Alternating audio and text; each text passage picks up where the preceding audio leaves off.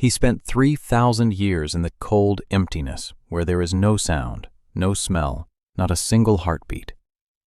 And then the smell of bread woke him. He opened someone else's eyes, breathed in the hot, living air, and coughed.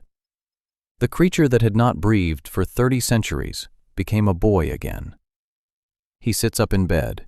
He looks at his hands. Someone else's hands. Slender, boyish fingers with bitten nails and an old burn on the knuckle. He clenches his fist and unclenches it. The skin is warm. Blood pulses beneath it. His heart pounds in his chest like a little hammer, and he freezes, listening, because for 3,000 years he has heard nothing but silence. He stands up. His legs buckle. He grabs the back of a chair and limps over to the cloudy mirror on the wall. A stranger's face stares back at him from the mirror. Gray eyes, dark hair on his forehead, a scar on his eyebrow from a childhood fight. 16 years old, maybe 17.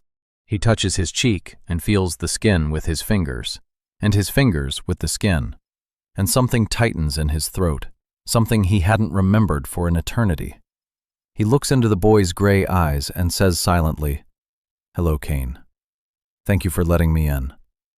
Then he raises his left hand toward the light. A glyph appears on his wrist.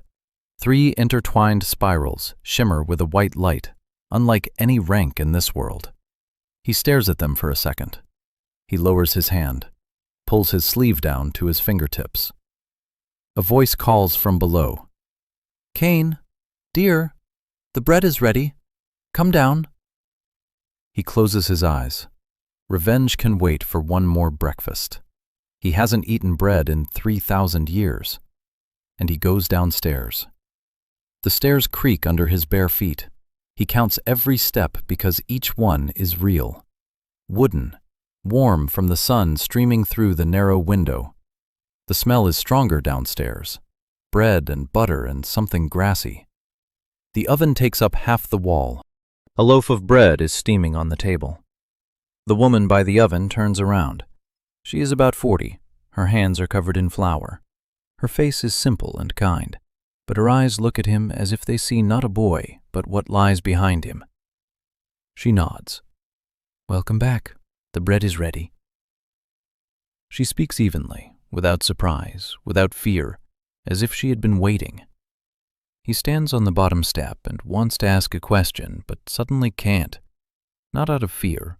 Something hot and wet tightens in his throat again. He swallows. He sits down at the table. She cuts him a slice and places it on a plate. He takes the bread in both hands and brings it to his face. The crust is warm, caraway seeds in the cracks. He takes a bite.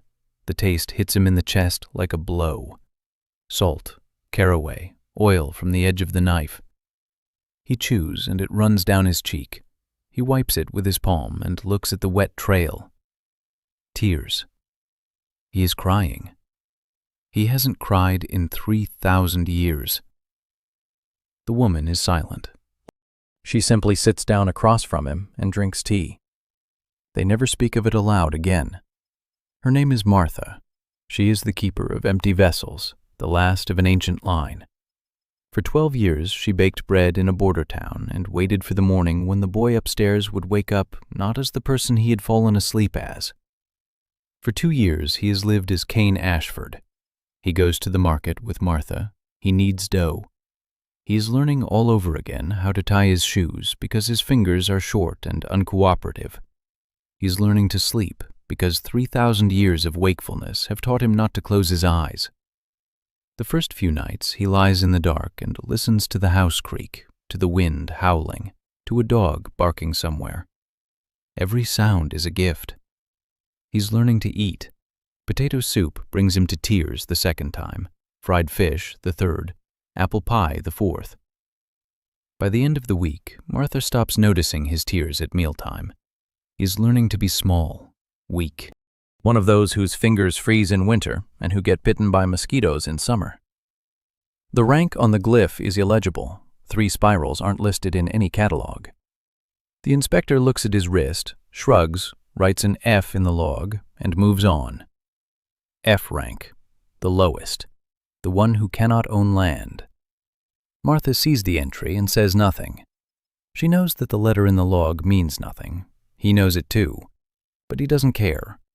He eats bread and kneads dough and learns to be alive. And 2 years passed like one long, warm day. And then a letter arrived. It lay on the bakery's threshold in an envelope of thick white paper with a seal. The seal was silver, 3 towers and a star above them. The Imperial Academy of Celestis. He picked up the envelope and turned it over in his hands. The paper was heavy, expensive. He opened the envelope with the edge of a bread knife. Inside was a single sheet of paper. The text stated that, in connection with the new open enrollment quota, Kane Ashford, aged 18, was invited to take the entrance exam for the Celestis Academy. Travel expenses paid by the Empire, room and board provided. Required documents, signature, seal, date. He stood in the doorway holding the letter and staring at the silver seal.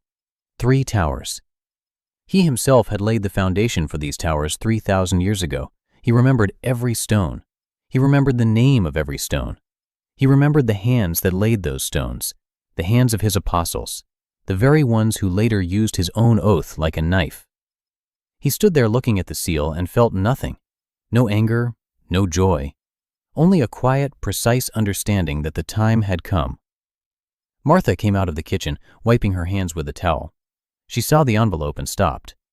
He looked at her. She nodded, once, slowly. She knew this day would come. She had been baking bread and waiting for 2 years. Now the waiting was over. He had been packing for 3 days. There was almost nothing to pack. 2 shirts, pants, boots, a notebook in which he drew in the evenings. He drew stars, not like the ones in textbooks, real ones, just as he remembered them. On the last day, Martha got up before dawn. He heard her bustling about downstairs. When he went down, the kitchen smelled of fresh bread. On the table lay a loaf wrapped in a clean cloth, small, round, with caraway seeds. She stood by the window and looked out at the street. He walked over and stood beside her. They were silent. Then she turned and looked up at him because in 2 years he had grown and was now a head taller than her. She raised her hand and adjusted his collar. Her fingers were covered in flour, as always. She said the bread was for the road and that she'd put money in his left pocket. Not much, everything she'd saved up. He shook his head. She pressed her lips together, slipped the money into his pocket and buttoned it up. He didn't argue. The carriage arrived at noon, an ordinary mail coach with the Academy's coat of arms on the door. He stepped out of the bakery with a knapsack on his shoulder and a loaf of bread in his hand. Martha was standing in the doorway. He turned around. She was smiling, a small woman in an apron with flour on her cheek. She had waited 12 years for him, fed him for 2 years, never once asked for anything in return. He wanted to tell her something, that something huge, something worthy of 3,000 years and 12 years of waiting and 2 years of bread with caraway seeds. But his throat tightened again. He nodded. She nodded back. He got into the carriage. The door closed. The carriage started moving. He turned toward the window so she wouldn't see. The bread lay on his lap, warm and round. Outside the window, a small border town floated by, where for 2 years he had been just a boy.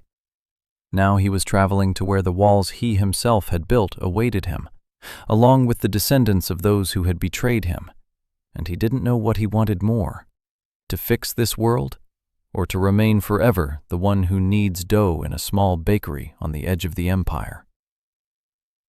The journey to the academy took 4 days. The carriage jolted along the empire's stone roads. He looked out the window. Ariosphere changed beyond the glass. First, fields, golden autumn fields stretching to the horizon. Then forests, then cities, small ones at first, then larger ones. He watched the people, the merchants with their carts, the peasants by the roadside, the children waving at the carriage, their wrists, glyphs. He could see them from here. F ranks in the fields, D ranks at the shops, C ranks on horses in city guard uniforms. Each glyph was an open letter that he could read. Each glyph spoke not of power, but of purpose.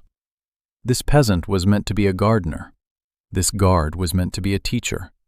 This woman holding a child was meant to be a singer. But the system he had created as a temporary tool had become a prison. F means peasant, forever, without the right to land, without the right to dream. He turned away from the window. Martha's bread lay on his lap. He broke off a piece every day and ate it slowly. By the third day, only the crust remained. On the fourth day, the carriage emerged from the forest onto a hill, and he saw the academy. 3 towers, white stone, walls rising so high they seemed to touch the second layer of the sky. He remembered these towers differently. Lower, lighter, without battlements on the walls. When he laid the foundation, it was a temple of learning. Now it was a fortress of the nobility.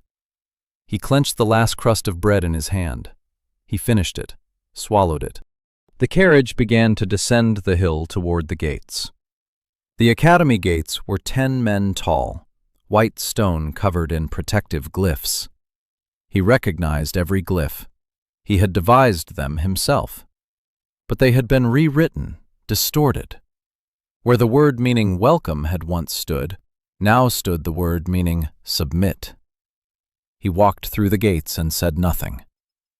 The academy courtyard was enormous.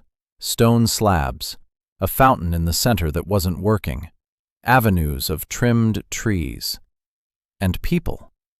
Dozens of young men and women in identical white uniforms with silver trim. Everyone moved in groups. Everyone was laughing or chatting. The glyphs on their wrists glowed, A and B ranks, a few S ranks. He stood by the gate with a knapsack on his shoulder, wearing an old shirt and worn-out boots. No one turned around. No one looked. A Borderlands student with an F rank in his journal wasn't worth a glance. Registration was taking place in the West Wing, a long corridor, desks, teachers in dark blue robes, a line. He joined the end of it.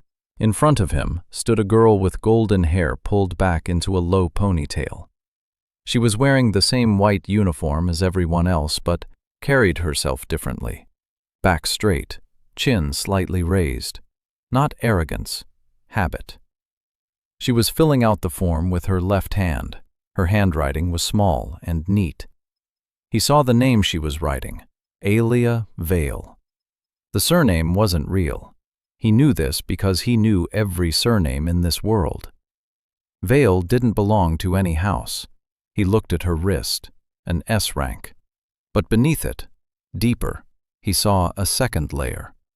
The royal emblem of House Valentine. Hidden beneath an illusion, the crown princess of the empire stood in line to check in under a false name. She turned and their eyes met for a second. Green eyes, cold and attentive. She frowned slightly, as if trying to remember something. Then she turned away. He remembered that look. He remembered everything. He was assigned to Class E, the very last one, the weakest. The placement room was small. An elderly instructor with a weary face sat at the desk. He looked at Kane's documents. F rank, open enrollment quota, borderline.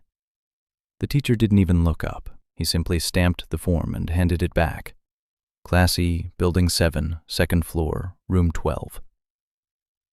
Kane took the form and walked down the hallway. Building 7 turned out to be the farthest from the center. An old building. The plaster was crumbling in places. The lights on the walls burned dimly. The stairs creaked. Room 12 was small. 2 beds, 2 desks, 1 window. Someone was already sitting on one of the beds, a guy his age, blonde hair, skinny. He turned when the door opened, and Kane saw his eyes, frightened. The guy jumped up immediately. He started talking quickly and incoherently. He said his name was Ren, that he was a Quatmek too, that he was from the eastern marshes, that his rank was D, that he stuttered when he got nervous, and that he apologized for it in advance. Kane set his backpack on the empty bed. He looked at Ren. The glyph on the boy's wrist flickered erratically, faintly, like a candle in the wind. Kane could see why. The glyph was damaged. Not on the outside, from the inside. Someone had once placed a hereditary seal of suppression on this boy. A crude one, an old one, designed so that his rank would never rise above D. Kane looked away. He told Ren his name was Kane and that he didn't mind the stutter. Ren smiled, the first person to smile at him at the academy. That evening, he went out into the courtyard. The fountain still wasn't working.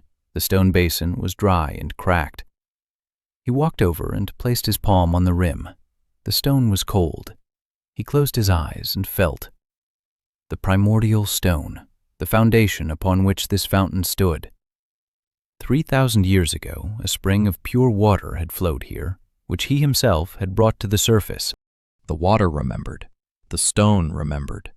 Only people had forgotten. He withdrew his hand. Not now. Too soon. He looked around. The courtyard was almost empty. Only one figure sat on a stone bench by the far wall. A girl. Red hair, glasses. She was reading a book by the light of a small magical flame hanging over her shoulder. He knew who she was. He knew it the moment he saw her. Ventrusk. The house whose ancestor was the first to raise a hand against his god. The first to hammer the oath in like a nail. The first to utter the words of the false pact. Lyra Ventrusk. The great-great-great-great-great-granddaughter of that very traitor. She sat there reading a book, unaware that 20 paces away stood the one her ancestor had banished to the abyss for 3,000 years. She turned a page, adjusted her ground. She frowned at something in the text. The little flame above her shoulder flickered, and she snapped her fingers, and it burned more evenly. She was small, thin. Her fingers on the book trembled slightly. He watched her and waited to feel anger, or hatred, or at least coldness. But he felt only weariness. Very old, very quiet. He turned and walked into the building. At night, he lay in the dark and listened to Ren's breathing in the bed next to him. The boy fell asleep quickly. He breathed evenly. Sometimes he mumbled something in his sleep. Kane lay there and stared at the ceiling. He thought about the 12 names he had given to 12 people 3,000 years ago. People he loved. People who cried as they made a false pact with him. People who locked him away in the darkness for 3 millennia. He remembered every face, every voice, every inflection. He remembered how the first of them spoke the words, how his voice trembled, how tears streamed down his cheeks. He remembered how the last one refused, how his own people killed him for that refusal. Somewhere in this academy, among these children, flowed the blood of all 12, and the blood of the one who said no. He turned onto his side. Outside the window, the sky of Aerosphere shimmered in 7 layers. 7 thrones, all empty. He closed his eyes. Tomorrow was the entrance exam. Tomorrow, for the first time in 3,000 years, he would stand before people, not as a god, as an F-rank boy from the borderlands. He smiled in the darkness. Sleep didn't come right away, but it came. The morning began with a bell. A low rumble echoed through the entire building. Ren jumped out of bed so quickly that he got tangled in the blanket and fell. Kane helped him up. They got dressed. The white uniform fit Kane a little loosely. On Ren it was a little tight. They went down to the common room for breakfast. Long tables, benches, porridge and bread and tea. The bread was plain, no caraway seeds. He ate it and thought of Martha. The hall was noisy. The freshmen sat in groups by class. Class A by the windows, Class B next to them, C and D closer to the center, Class E by the far wall next to the kitchen door.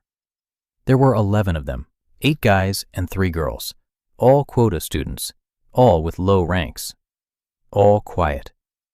He sat down next to Ren. Across from him sat a girl with dark hair and lively brown eyes. She was eating porridge while chatting with her neighbor. She noticed Kane and smiled. She said her name was Meyer Song, that she was the daughter of a village doctor, that her rank was B and that it was the highest rank in the entire Class E, and that it was both sad and funny at the same time. She laughed. Her laugh was loud and warm. She asked where he was from. He said he was from the borderlands. She asked what his rank was. He said F. She looked at him for a second, then she nodded and said that a rank was just a letter, and that her father always said the best healer in their village had been an F rank and had been treating people for 40 years. She pushed her cup of tea toward him. He hadn't asked for it. She didn't explain, she just pushed it over. He took it and drank. The tea was hot and slightly bitter. The second person who had treated him kindly. He remembered. After breakfast, all the freshmen were gathered in the great hall. High ceilings, stained glass windows. On a raised platform stood a table, and on the table stood a crystal. A measuring crystal, translucent, the size of a human head. A professor in a dark robe stood nearby. Behind him, in the front row of chairs, sat the senior professors, and among them, in the center, a gray-haired old man with a kind face and warm brown eyes. He was smiling. The students around him whispered his name with enthusiasm. Rector Seraphim Calder. Beloved. Adored. The greatest mentor of the last 100 years. Cain looked at him. He recognized him the very second he saw him, not by his face, not by his name, by blood. He felt an ancient oath coursing through the old man's veins like a second heartbeat. Head of the Guardians of the Covenant, descendant of the third apostle, the one who swore on the blood of his lineage that if God returned, he would kill him again. A warm, kind old man who sincerely loved his students and was just as sincerely ready to kill any of them if he discovered that what lay hidden inside Cain was hidden inside them as well. The rector scanned the hall. His eyes lingered on Cain for a moment, then they moved on. He hadn't recognized him. Not yet. Cain lowered his gaze and his shoulders. Just a boy from the borderlands, just an F rank, nothing interesting. The exam began with the heirs of the great houses. That was the custom. A teacher in a dark robe called out names from the list, and each one stepped onto the platform and touched the crystal. The first to step forward was a tall young man with black hair and a haughty expression. Darian Corvus, House Corvus, rank A. The crystal flashed dark blue. Applause. Second, a short girl with a bob cut. Alice Tormund, House Tormund, rank A. The crystal flashed blue. Applause. Third, fourth, fifth. The crystal flashed again and again. Blue, blue, dark blue. Once green for a B rank. Applause every time. Then they called Lyra Ventrask. She stood up from the front row, red hair, glasses. She walked steadily, but Cain could see that the fingers of her right hand were clenched into a fist. She was nervous. She placed her palm on the crystal, and it flashed bright blue. Rank A. The highest. The hall buzzed with approval. Lyra withdrew her hand and returned to her seat. Her face was calm, but the fist of her right hand never unclenched. Then they called Aelia Vale, the girl with golden hair from the registration line.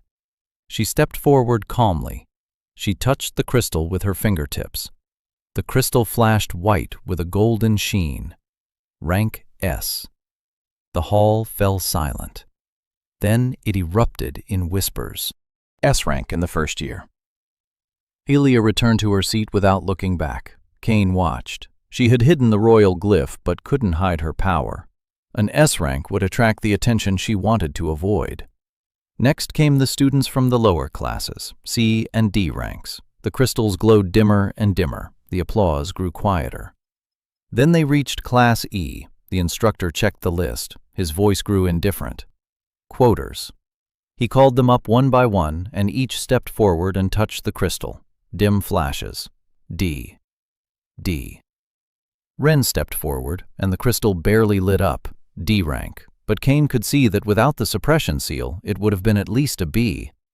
Ren returned to his seat with red ears.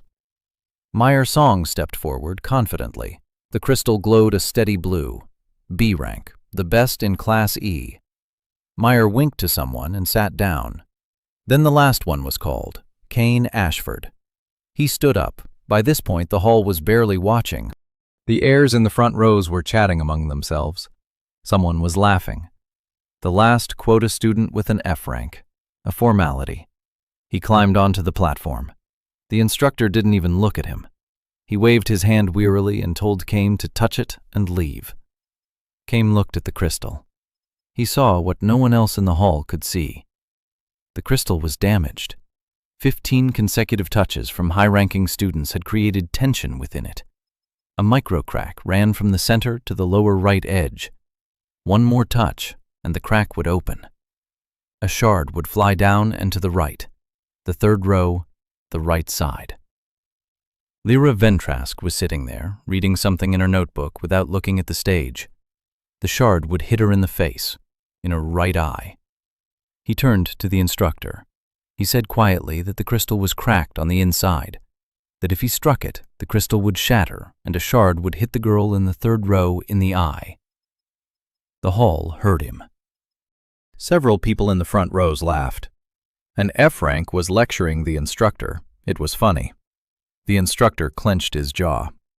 He said irritably that Kane should just place his hand on the crystal. Kane looked at him for a second.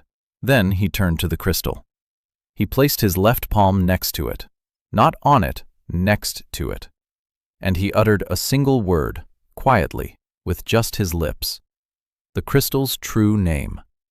The name he had given this mineral when he created the rock from which it was carved. The crystal trembled, quietly, barely noticeably, and a tiny shard fell from its lower right edge.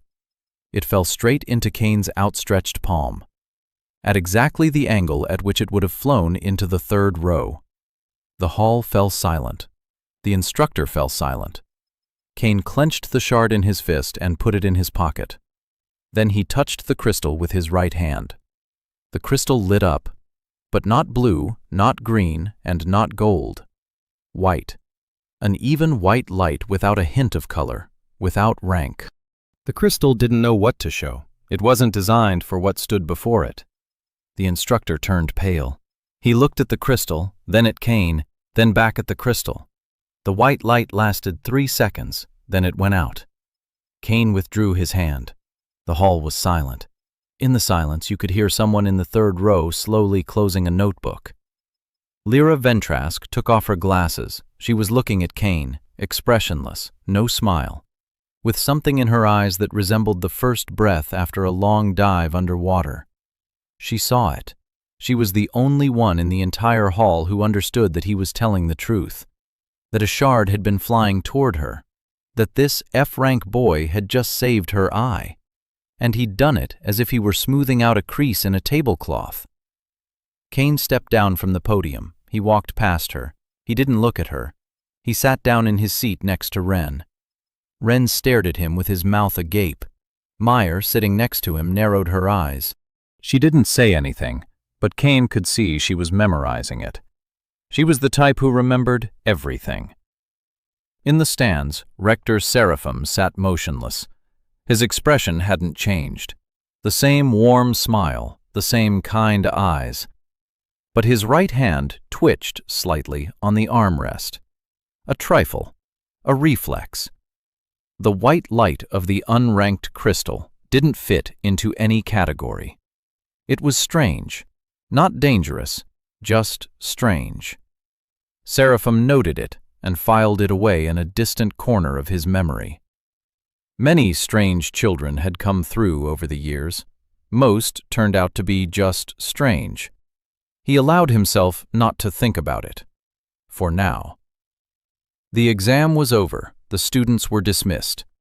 In the courtyard, Kane stopped by the dry fountain. The stone beneath his palm was dry and warm from the midday sun. He could feel the water deep below. It was waiting, patiently. 3,000 years. He withdrew his hand. Later. Footsteps sounded behind him. He turned around. Lyra Ventrask was standing 3 steps away. She had put her glasses back on. She was looking straight at him. She said she wanted to know how he had detected the crack in the crystal. Her voice was even and slightly hoarse, the voice of someone who was used to keeping everything inside. He looked at her. Red hair, pale skin, a scattering of freckles on her nose, eyes green as a cat's, glasses in thin silver frames, the fingers of her right hand clenched, always clenched.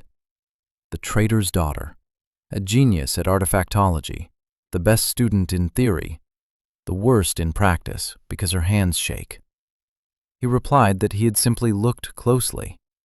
She frowned. She said that a close look didn't explain how an F rank had seen the internal structure of a combat crystal. He shrugged. She stood and waited. He was silent. She pressed her lips together, turned around, left. Footsteps on stone, steady, quick, angry. He watched her go. She would remember this day forever, he knew that. He knew because he remembered all the Ventrasks. They all remembered forever. It was in their blood. The first week at the academy was like a cold shower. Class E was taught separately from the rest.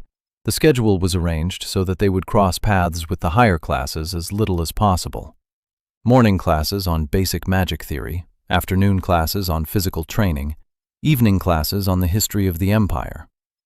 Class E's lecture hall was in the basement of Building 7. Low ceilings, damp walls, a single small window near the ceiling through which you could only see the feet of students walking by. 11 people. The instructor would arrive late or not at all.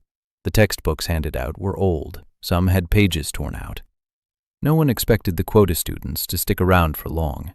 The system was simple. At the end of the semester, there was an evaluation. Those who failed were expelled. Class E had not passed the assessment for the last 20 years, not once. Kane listened to the lectures and remained silent. He knew everything the instructor was saying. He knew more. He knew that half of what was written in the textbooks was untrue, that the theory of mana flows had been rewritten by the apostles after the fall, that the true structure of the glyphs had nothing to do with what was being taught. But he remained silent. He took notes in his notebook. He raised his hand only when a question was so simple that even silence would have seemed strange. He was a shadow, invisible, exactly as he needed to be. Ren couldn't keep up. His suppressed glyph prevented him from using even basic techniques. During the mana control practice, he couldn't light the training candle. The rest of Class E lit theirs, weakly, crookedly, but they lit them. Ren stood over the candle with his arm outstretched, his fingers trembling. Nothing happened. The instructor glanced over and turned away. Kane stood nearby. He could see how the suppression seal squeezed Ren's glyph like an iron hoop squeezes a barrel. Rough work. Old. Most likely imposed during childhood by someone in his family. He didn't know why anyone would want to suppress their own child's rank. Not yet. After class, Ren sat on his bed and stared at the wall. He didn't complain. He didn't cry. He just stared. Kane sat down at his desk and opened his notebook. He drew stars, lines, patterns. Ren turned his head and looked at the drawing. He asked what it was. Kane said they were just patterns. Ren looked for another second and said the patterns were beautiful. Then he lay down and turned his back to the wall. Kane closed the notebook. That night, after Ren fell asleep, Kane sat on the floor between the beds. He placed his hand on the floor and closed his eyes. He could feel Ren, his glyph, his seal. He could remove it right now. One word, the true name of the seal. One word, and the ring would shatter, and Ren's glyph would shine with the light it was meant to shine from birth. But he didn't know the consequences. Removing the ancestral seal meant breaking the blood-bound contract. It would create a ripple that would be felt. The Guardians would feel it. The Seraphim would feel it. Too soon. Too dangerous. He withdrew his hand, stood up, lay down. He lay there, staring at the ceiling. Ren breathed evenly beside him. The boy with the crushed glyph. One of those for whom the world is worth fixing. But not today. Not like this. It's too soon. 3 days later, something happened that he hadn't planned. The fountain. He walked past it every morning and every evening, dry, dead, a cracked stone basin. Students walked past without looking. Teachers walked past without looking. The fountain hadn't worked for so long that people had stopped noticing it. But Cain noticed. Every time he walked past, he felt the water below. It was tapping. Quietly, patiently, like a heartbeat beneath a layer of stone. It had been waiting for 3,000 years. On the third day, he couldn't take it anymore. He went out into the courtyard at night. The courtyard was empty.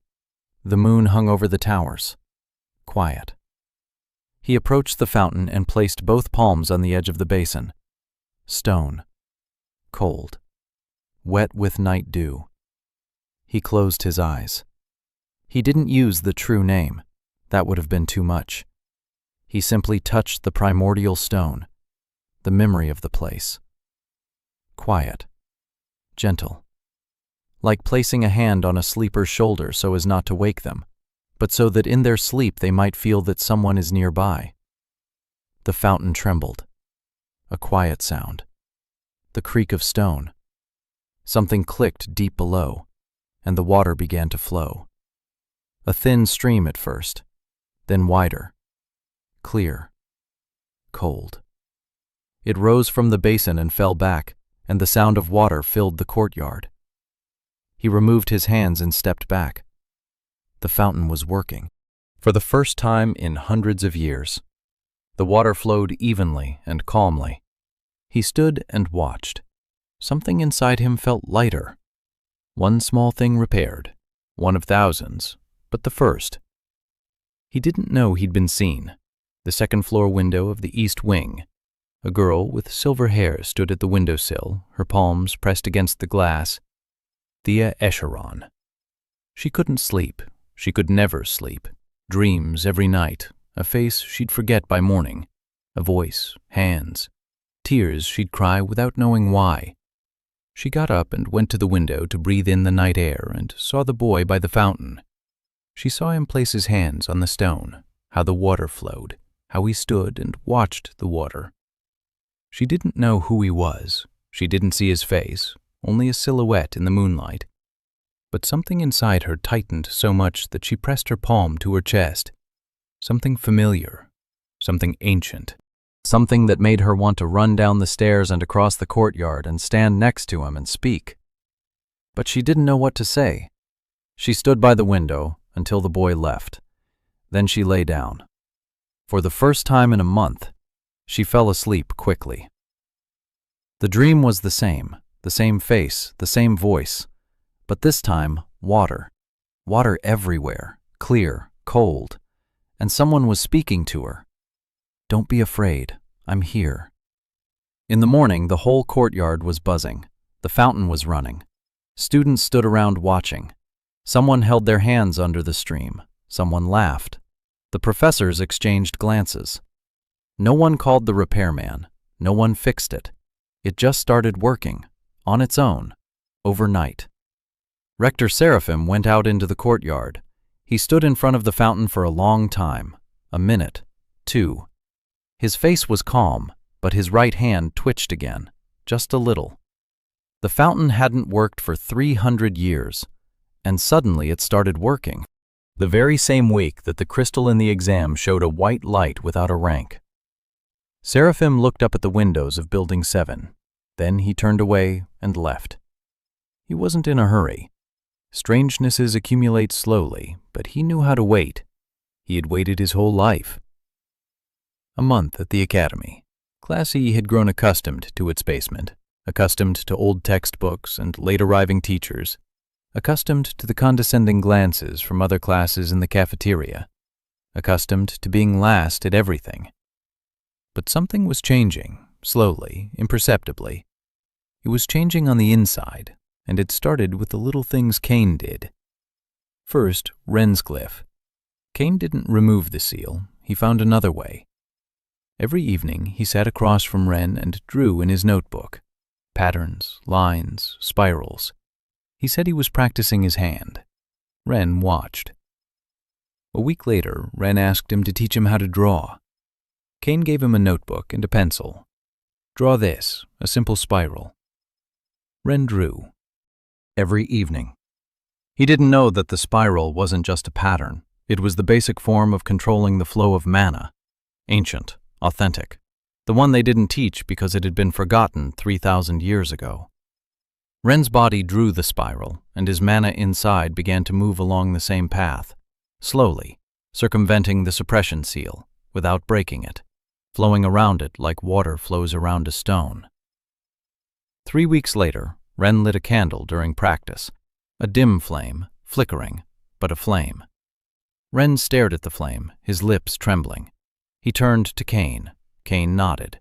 Ren sat back down and couldn't stop smiling for the rest of the class. Meyer noticed. She approached Cain after class and said that Ren was drawing the same patterns in his notebook as Cain. She asked if it was a coincidence. Cain said that Ren just wanted to learn how to draw.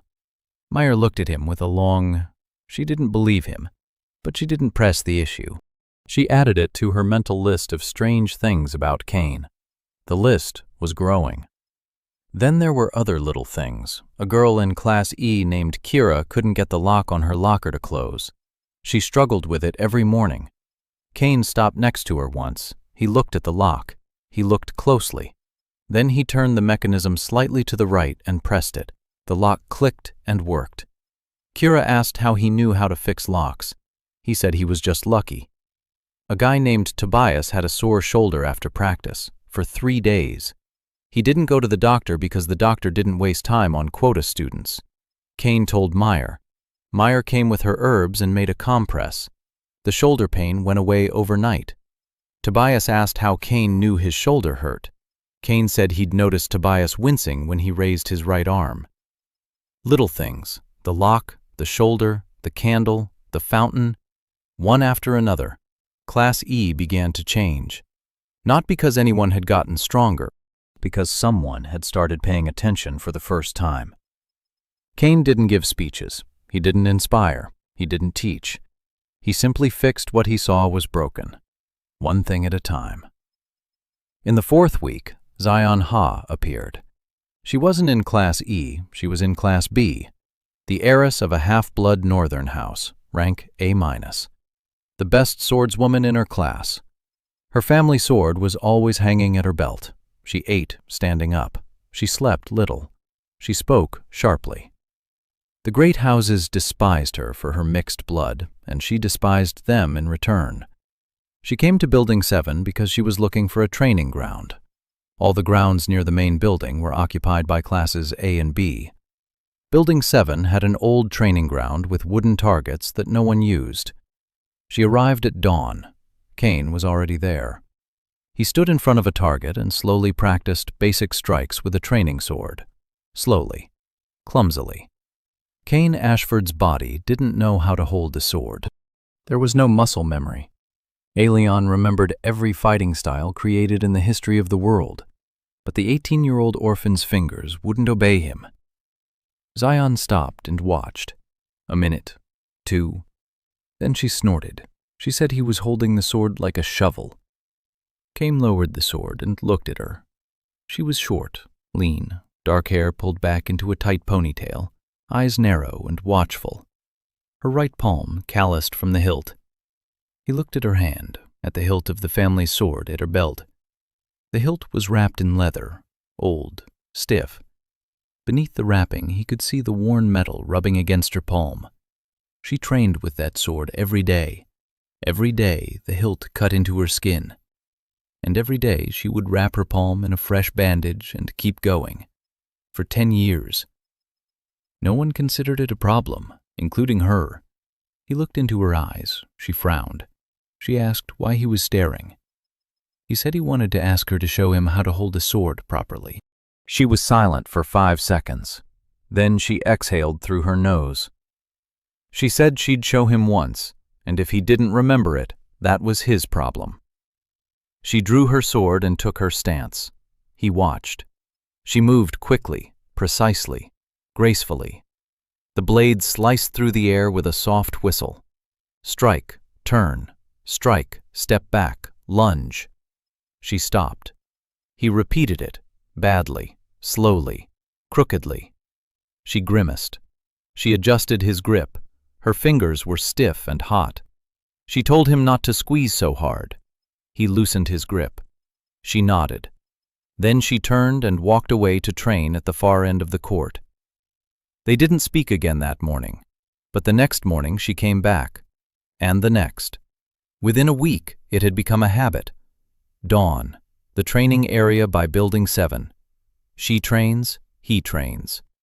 Sometimes she walks up silently and corrects his stance. Sometimes he stands and watches her move, learning with his eyes. They weren't friends, not yet.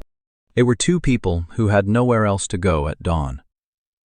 In the 5th week, he saw Thea Acheron up close. Before that, he knew she was at the academy. He sensed the blood of the last apostle in her, the one who refused to betray, the one killed by his own people. But he avoided her, not because he was afraid, because he didn't know what to say. The encounter took place in the library. He came in the evening when the hall was almost empty. He was looking for a book on the history of the fall, not for knowledge, for understanding. He wanted to know what people had written about what had happened, what they remembered, what they had forgotten, what they had made up. He walked along the shelves and suddenly stopped. At the end of the aisle between the bookcases sat a girl, on the floor, leaning her back against a shelf. Silver hair covered her face. She was asleep. A book lay open on her lap. He stood and looked at her, silver hair, delicate features, pale skin. She looked like him, like his true face, the face he had worn before he became Cain. It was blood, his blood, diluted by 3,000 years, but his. She shuddered in her sleep, her face contorted. She was muttering something. He couldn't make out the words, but he knew what she was dreaming about. Him. She saw him every night and didn't know who he was. She cried every morning and didn't understand why. She bore a guilt that wasn't hers, the guilt of an ancestor who had tried to save him and died for it. She carried that death in her blood as an inheritance. He stood and watched the sleeping girl on the library floor and felt something he didn't know the name of. Not pity, not guilt. Something deeper, something that made it impossible to just turn around and walk away. He sat down on the floor across from her, quietly. She didn't wake up. He sat and waited. 10 minutes later, she opened her eyes, cloudy, sleepy. She saw him and flinched. Her eyes widened. She dropped the book. He saw her pupils grow large. He saw the fingers clutching the hem of her skirt turn white. She stared at him, holding her breath. He didn't understand what she was seeing.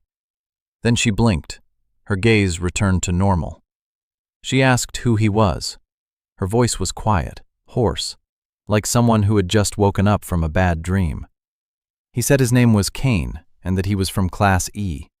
She said her name was Thea. She picked up the book from the floor. Her hands were shaking. She asked why he had sat down next to her. He said he didn't want to leave her alone on the cold floor. She froze. She looked at him for a long time. Then she said thank you. She stood up. She left. Quickly, almost running. Cain remained sitting on the floor. He raised his hand and looked at his wrist. 3 spirals glowed with a faint white light. They glowed more intensely than usual, as if responding to the proximity of blood. He pulled up his sleeve. He stood up. He left. He stopped in the hallway. He leaned against the wall. He closed his eyes. His heart was pounding. Mortal. Fast. Small. He hadn't felt his heart ache in 3,000 years. Now he felt it. That night, Thea didn't sleep. She sat on the bed and looked at her hands. When she saw his face in the first second after waking up, she saw another face, on top of his, superimposed like 2 drawings, one on top of the other. The face from her dreams. The one she'd forgotten by morning. This time she hadn't forgotten. She remembered the gray eyes, the dark hair, the scar on the eyebrow. But beneath that was something else. Something that made her drop the book. She didn't know what it was. She didn't know who he was. But for the first time in 12 years, she felt that the answer was close. So close she could. And that frightened her more than any dream. The second month began with rain. It rained for 3 days without stopping. The academy courtyard glistened with water. The fountain was running, and the rainwater mixed with the groundwater and overflowed the edge of the basin. Students ran between the buildings, shielding their heads with their bags. Class E sat in their basement and listened to the water pounding against the small window near the ceiling. The magic theory instructor hadn't shown up for the 3rd day in a row. Instead, a note was sent. Independent study of chapters 4 through 7. The textbooks lay on the desks. Half the class hadn't even opened them. Tobias was asleep. Kira was drawing something in the margins of her notebook. Ren was drawing spirals. He drew them every spare minute he had. His hand had grown steadier. The lines were smoother. He didn't even notice that the mana in his body was flowing more freely. The candle in the practical class was no longer burning with a dim glow, but with a steady little flame. The practical instructor looked over and said nothing. To him, it was just a D-rank student who had finally learned how to light a candle. Nothing special. Meyer Song sat next to Kane and drank tea from a thermos. She always carried a thermos with her. Herbal tea, a new blend every day. Today, mint and something slightly bitter. She poured Kane a cup without asking. He was used to it. She did this every day. She said she had a question. He said he was listening. She said that Ren had learned in 3 weeks what D ranks take 6 months to learn. She said that Kira's lock, after Kane fixed it, worked better than a new one. She said the fountain in the courtyard started working the very next night after Kane arrived. She said the list of oddities was getting long. She didn't ask who he was. She asked if he wanted her to stop noticing. He looked at her. Brown eyes, warm, attentive, fearless, suspicionless. Just curiosity and something like concern. He said he didn't want her to stop noticing. He said that noticing it was already a lot. She nodded. She poured him some more tea. They sat in silence and listened to the rain. She didn't ask any more questions. She added that silence to her list. The list was already 3 pages long. On the 5th day of rain, they announced a field trip outside the academy, a field trip to the nearby forest, for all first-year students, even for Class E. The instructor who announced this paused on the word even. Class E was to walk at the back of the column. The task was simple: follow the route, collect samples, return. For Classes A and B, the route went through the western forest, clean, safe. For Class E, the route goed through the eastern edge of the forest, the one closer to the border, the one where, a month ago, faint signs of the rift had been detected. Kane looked at the route map. He looked at the instructor. The instructor didn't meet his gaze. It wasn't a coincidence. Someone was sending 11 quota holders to the edge of the rift, not for the experience, to see what would happen, or to ensure nothing happened to those they didn't mind losing. They set out in the morning. The rain had stopped during the night. The forest was wet. The trees stood in the fog. Class E walked in silence. Ren carried the backpack with the samples. Meyer walked beside Kane and named every plant. This is gentian. This is moonfern. This is poisonous spiny-leaved plant. Don't touch it with your bare hands. She knew the forest like the back of her hand. The village doctor's daughter. She had grown up among the herbs. Kane listened and looked around. The further east they went, the quieter the forest became. The birds fell silent. The insects vanished. The trees changed. The trunks grew darker. The leaves curled. The moss on the rocks took on a grayish hue. Kane sensed it before he saw it. Black grace, subtle, barely perceptible, like the smell of smoke from a distant fire. The rift was close, not yet open, not yet breached, but the crack was already there, and through it seeped something that had no place in this world. He stopped. The class stopped behind him. Meyer looked at him. He said they needed to turn back. Tobias asked why. Kane said the forest ahead was sick. Tobias looked at the trees. They looked normal, maybe a little darker, maybe a little quieter, but nothing to worry about. Kira said that if they returned without samples from the eastern section, they'd failed the course. Ren said nothing. He looked at Kane and waited. He had learned to wait and trust over 2 months of spirals and candles and quiet evenings. Meyer was looking too, and waiting as well. Kane thought. A failing grade for Class E meant one more step toward expulsion. He couldn't send them back empty-handed. He said he would go ahead alone and collect the samples. Meyer said he wouldn't go alone. He looked at her. She looked at him. She said she knew the herbs better than he did, and that without her, he'd collect the wrong samples. That was true. He nodded. Ren said he would go too. Kane shook his head. Ren clenched his fists, but he stayed. The two of them walked together, Kane and Meyer, deeper into the eastern forest. The fog was thickening, the trees stood closer together, the moss on the rocks had turned black. Meyer noticed. She stopped. She crouched down and looked at the moss. Then she looked at Kane. She said that this moss was dead, not dried up, dead. Something had killed it from the inside. He nodded. She stood up. She asked what it was. He said one word. The rift. She turned pale, but she didn't run. She gripped the strap of her bag and said they needed 6 samples and that she could collect them in 10 minutes. He said okay. She began collecting, quickly, precisely. Her hands didn't shake. He stood and looked around. The black grace was thickening. He felt it like pressure on his skin, like a stranger's gaze from the darkness. Something was moving ahead, among the trees, a shadow that wasn't a shadow. He narrowed his eyes. A creature of the rift. Small, the size of a dog. Black, eyeless, formless. A mass of darkness that moved like a living creature. It was crawling toward them slowly. It hadn't attacked yet. It was still sizing them up. Meyer didn't see it. She was collecting a sample bent over a tree root. Kane took a step forward, between Meyer and the creature. The creature stopped. It sensed him.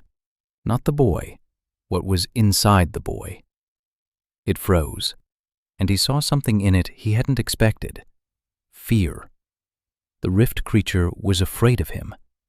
It remembered, not with its consciousness, with instinct. The body of black grace remembered the hand that had once sealed all the rifts of the world. The creature backed away, slowly. Then it turned and vanished into the fog. Kane stood and watched it go. Meyer raised her head. She asked if everything was all right. He said yes. She looked where he was looking. Fog, trees, silence. She frowned. She added another line to her list. They returned with the samples.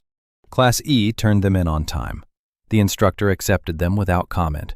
He didn't even check which section the samples were from. He didn't care. That evening, Kane sat by the window in his room and looked at the eastern horizon. The rift. A crack in reality. 3,000 years ago, he had sealed all the fissures himself, every single one by one. Now the seals were weakening, because he had been in the abyss, because there was no one to renew them, because whatever had been sitting in the abyss with him for 3,000 years was now stirring as well. He could feel it, deeply.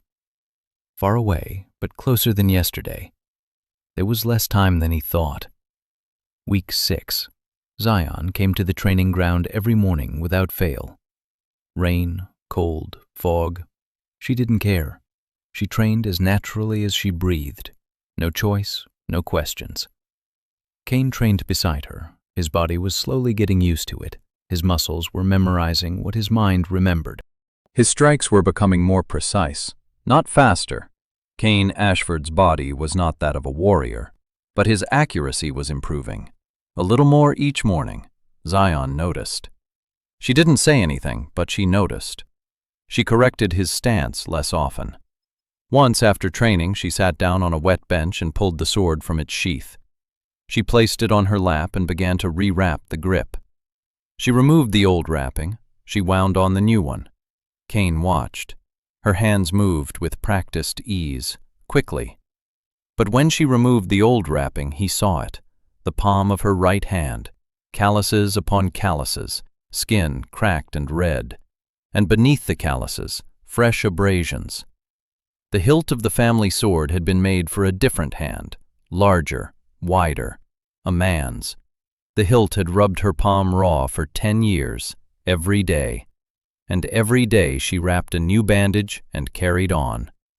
Because you don't alter a family sword.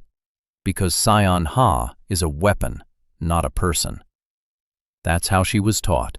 That's what she believed. He said nothing that morning, or the next, or a week later. He remained silent, watching and thinking. And then one evening, when Ren went to the library, Kay pulled a bundle from under the bed. He had been working on it for 3 days, at night, in the workshop of Building 7, which no one used because the tools were old and the lathe was rusty. He fixed the lathe in an hour, the tools in 2. He didn't use true names, just his hands and his knowledge. 3,000 years ago, he taught the world's first blacksmiths how to work with metal. His fingers remembered.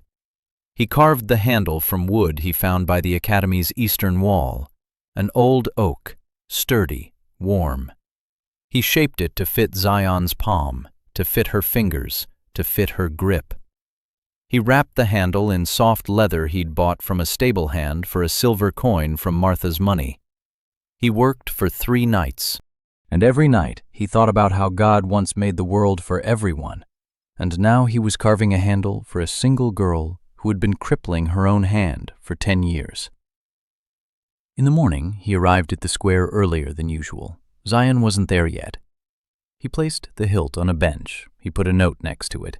The note contained a single sentence. "This fits your blade." He left. He didn't wait. He knew that Zion wouldn't accept the gift while he was there. She didn't know how to accept. He knew this because he knew everyone who had forgotten that they were people, not tools. He himself had been like that 3,000 years ago, a god, not a man, a tool of the world, not an inhabitant of the world. He left without looking back. The next morning, Zion came to the training ground with a new hilt on her sword. She said nothing. Cain asked nothing. They trained as usual, but he noticed. She was holding the sword differently, not gripping it, not clenching it. She held it. The way one holds a friend's hand, not the way one grasps a weapon. And 30 minutes into the training, she suddenly stopped. She lowered the sword, turned her back to him. Stood like that for about 10 seconds. Her shoulders trembled slightly, just once. She wiped her face with her sleeve, turned back around. Her face was the same as always, hardened. She raised the sword and continued. They never spoke of it, but from that day on, she arrived at the training area 10 minutes early, and sometimes she brought him water, silently, without explanation. She'd just set the flask down nearby and go train. 2 days after that, Cain found an apple on his desk in the basement lecture hall. Green, small, no note. He picked it up and turned it over in his hands. He looked up. Lyra Ventrask was standing in the doorway. She didn't come in. Class E wasn't her territory. She stood in the doorway and looked at him. Her glasses had slipped slightly down her nose. Her red hair was pulled back in a ponytail. The fingers of her right hand were clenched into a fist, as always. She said she was just passing by, that the apple was unnecessary, that she wasn't hungry. 3 sentences, every one a lie. She wasn't passing by because the basement of Building 7 wasn't on the way anywhere. The apple wasn't extra because she'd bought it at the shop by the gate on purpose. She was hungry because she'd skipped breakfast again, due to the anxiety that kept her from eating in the mornings. He knew all of this. He saw it as clearly as he saw the crack in the crystal. But he didn't say any of it. He said thank you. She nodded. She turned around. She left. Footsteps down the hallway. Quick, quick as always. He took a bite of the apple. Sour, hard, delicious.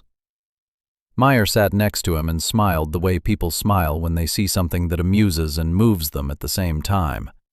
She didn't say anything. She wrote a single word in the margins of a notebook next to Ren's spirals. Apple.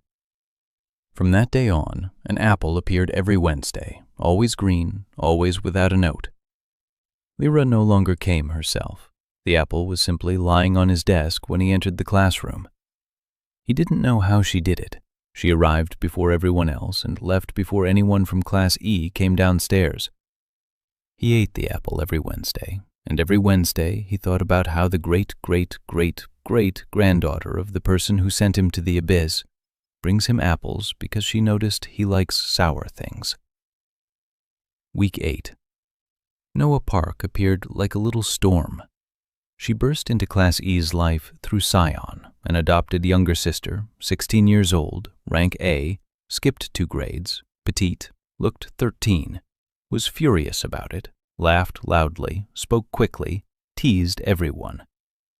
She came to the courtyard in the morning to pick up Zion for breakfast and saw Cain. She looked at him, then at Zion, then at him again. She asked what that stick was.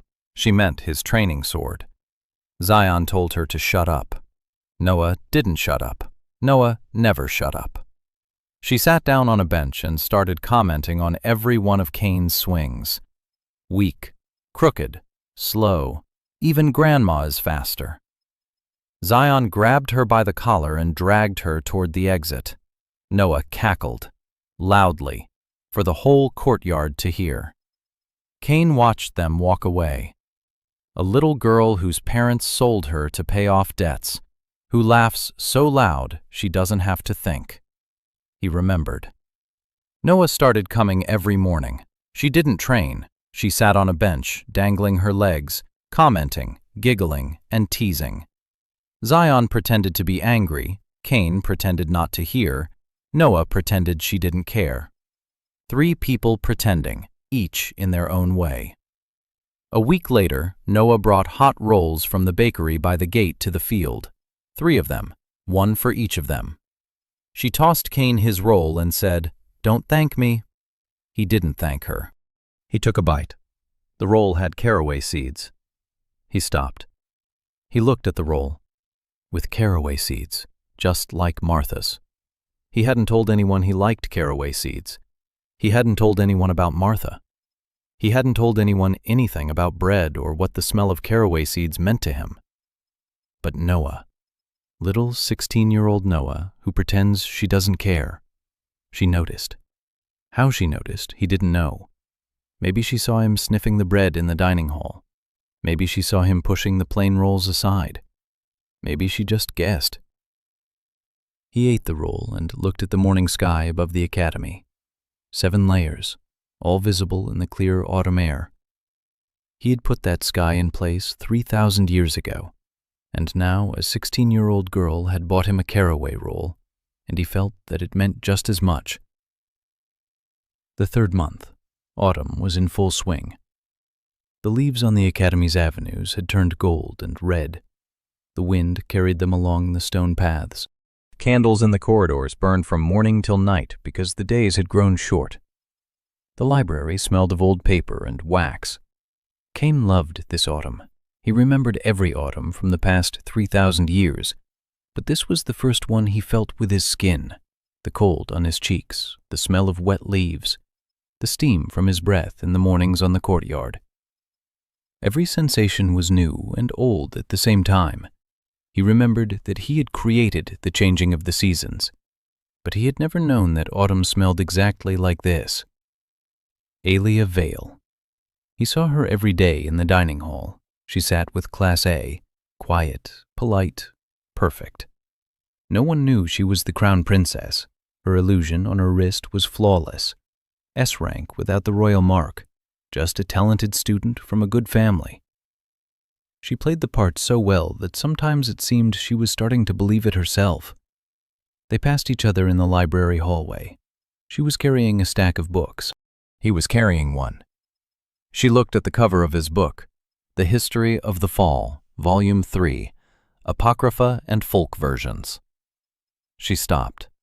She asked why he needed it. Her voice was steady, but he heard something in it. Tension, as thin as a taut thread.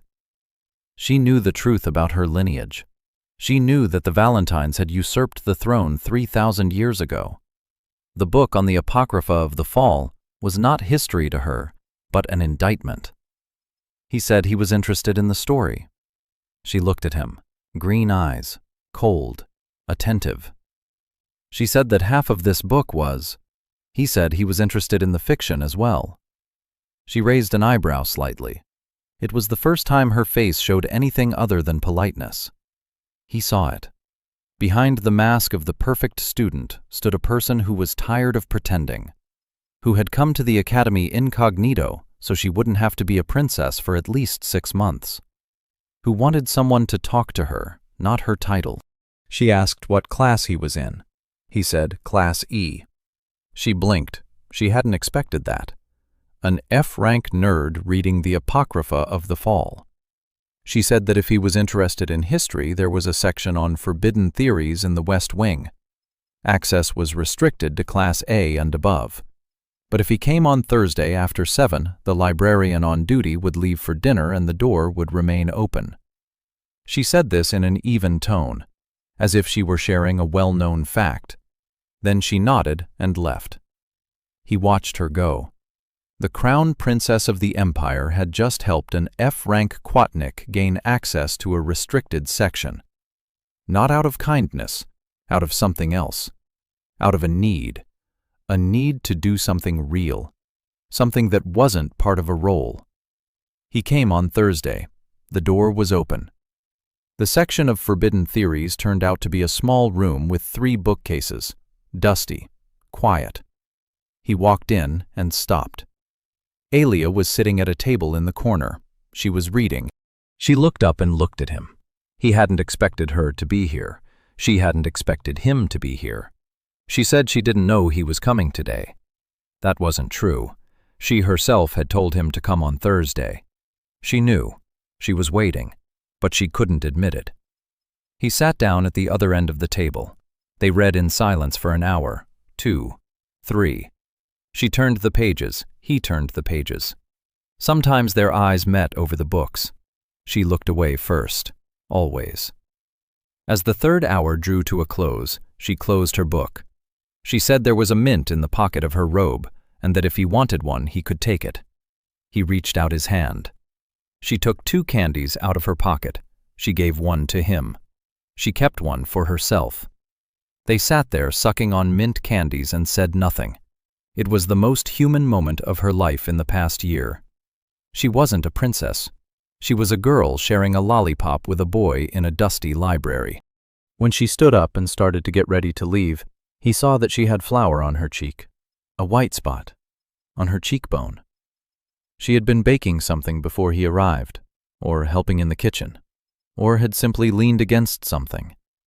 He said, "Alia, you have flour on your cheek." He said it simply, no title, no last name, nothing. Just a name. She froze. Her hand rose to her cheek. Her fingers touched the flour. She stood like that for a second, 2, 3. Something in her face changed. Something cracked, subtly, quietly, like ice on a puddle under the first step. For the first time in 19 years, someone had addressed her. Not her bloodline, not her title, her. She wiped away the flour. She said, "Thank you." Her voice trembled slightly on the last syllable. She left. He sat at the table and watched the door. A mint candy was melting on his tongue. He thought about how 3,000 years ago he had created continents, and now his greatest victory of the day was that for a second, the 19-year-old princess had felt like just Alia. That same night, something else happened. He lay in bed and listened to Ren snoring, and suddenly he felt it, a ripple, somewhere far away, on the edge of perception. Someone had touched the ancient covenant, not broken it, not used it, just touched it, tested its strength, like a thief testing a door lock. The guardians of the covenant.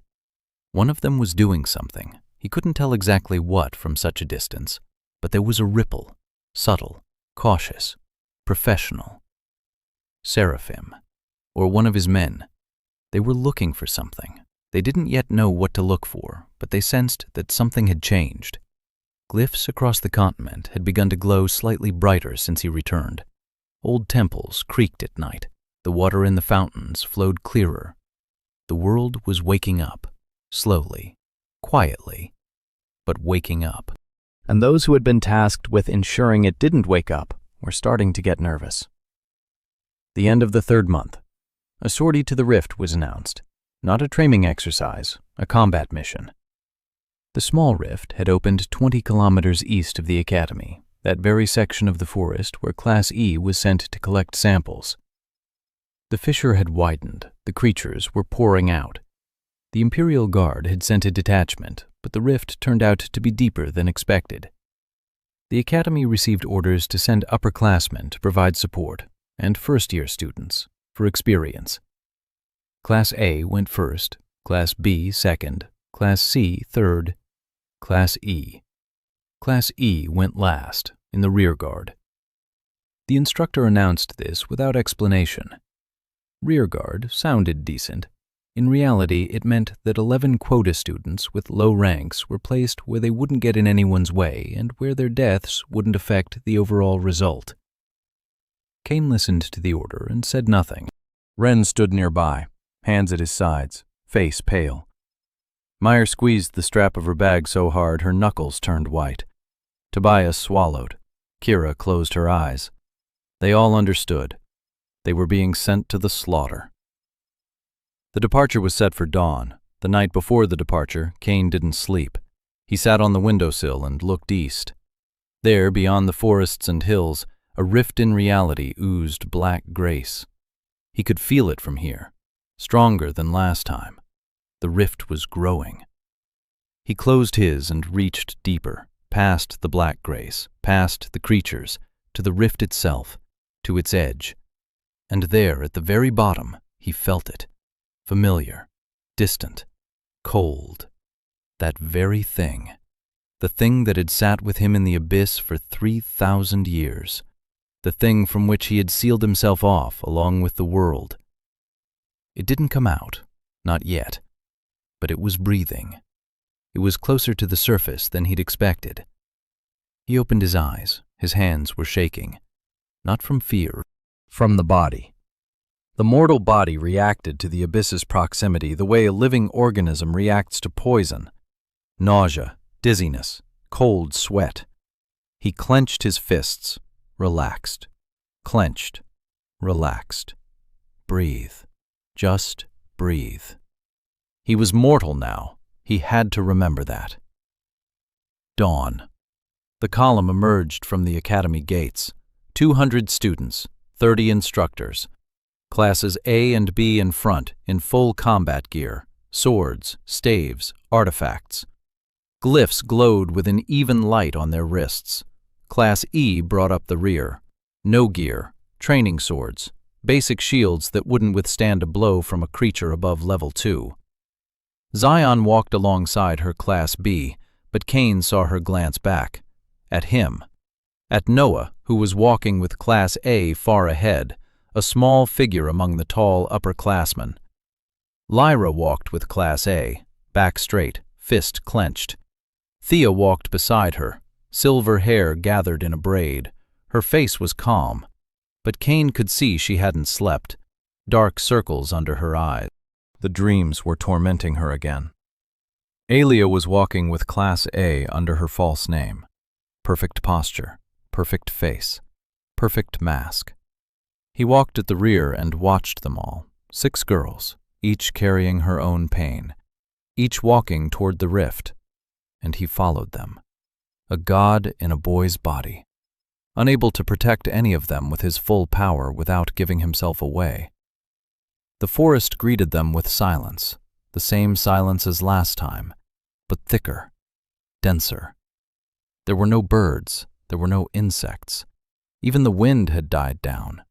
The trees stood like dead columns. The moss on the trunks was black. The ground beneath their feet was soft and damp, like a sponge soaked in something. The column moved slowly. Classes A and B formed a battle line. The first creatures appeared an hour later, small ones, about the size of a cat, shapeless black blobs. The upperclassmen dealt with them easily. Flashes of mana, strikes. The creatures crumbled to dust. Then more. The creatures grew larger, the size of a dog, the size of a wolf. Some developed something resembling limbs, something resembling jaws. The fighting grew fiercer. The instructors joined in. Kane walked in the rear guard, listening to the sounds of battle ahead. Screams, flashes, the crack of wood. Class E huddled together, 11 frightened boys and girls with training swords. Then what they feared happened. The creatures flanked the column, 3 of them, large, the size of a horse. They emerged from behind the trees on the right, quietly, without a sound. Black bodies flowed between the trunks like liquid darkness. Class E saw them first because they were at the rear. Kira screamed. Tobias raised his training sword. His hands were shaking. Ren stood as white as a sheet. Meyer grabbed Kane by the sleeve. 3 creatures. 3. Each stronger than anything a basic shield could withstand. Kane looked at them. He saw their true nature. Shards of black grace. Pieces of darkness from the abyss that had taken form. They had no mind. Only hunger. Only instinct. He saw their names. Their true names. Words in a language he himself had created before the beginning of time. He could name them. One word, and they would remember that they were nothing before they became something. One word, and they would crumble. But the true name for a creature of that size is a blow. Not to the creature, to him, to his mortal body, an ocean through a straw. He would lose consciousness. For at least a day, here, in the forest, near the rift, near the 11 children whom no one would be there to lead back. The first creature leaped, at Tobias. Kane shoved him aside and stepped in the way. The creature slammed into his base shield. The shield shattered like glass. The impact threw him backward. He fell. He rolled across the ground. He stood up. His mouth full of dirt. His ribs hurt. A mortal body. Fragile. Small. The second creature moved toward Meyer. Ren suddenly stepped forward. He raised his hands. A flash of mana burst from his palms. Weak, wobbly, but bright. Spirals. 3 weeks of drawing spirals. The mana bypassed the suppression seal and struck the creature in the side. The creature flinched. It didn't hurt, but it was unexpected. It turned toward Ren. Ren stood there, pale, his hands trembling, but he stood. The third creature was moving toward Kira. Kane got to his feet. 3 creatures, 11 children, no help. The main column was far ahead. No one would hear. No one would come. Because no one was supposed to come. Because they were expendable.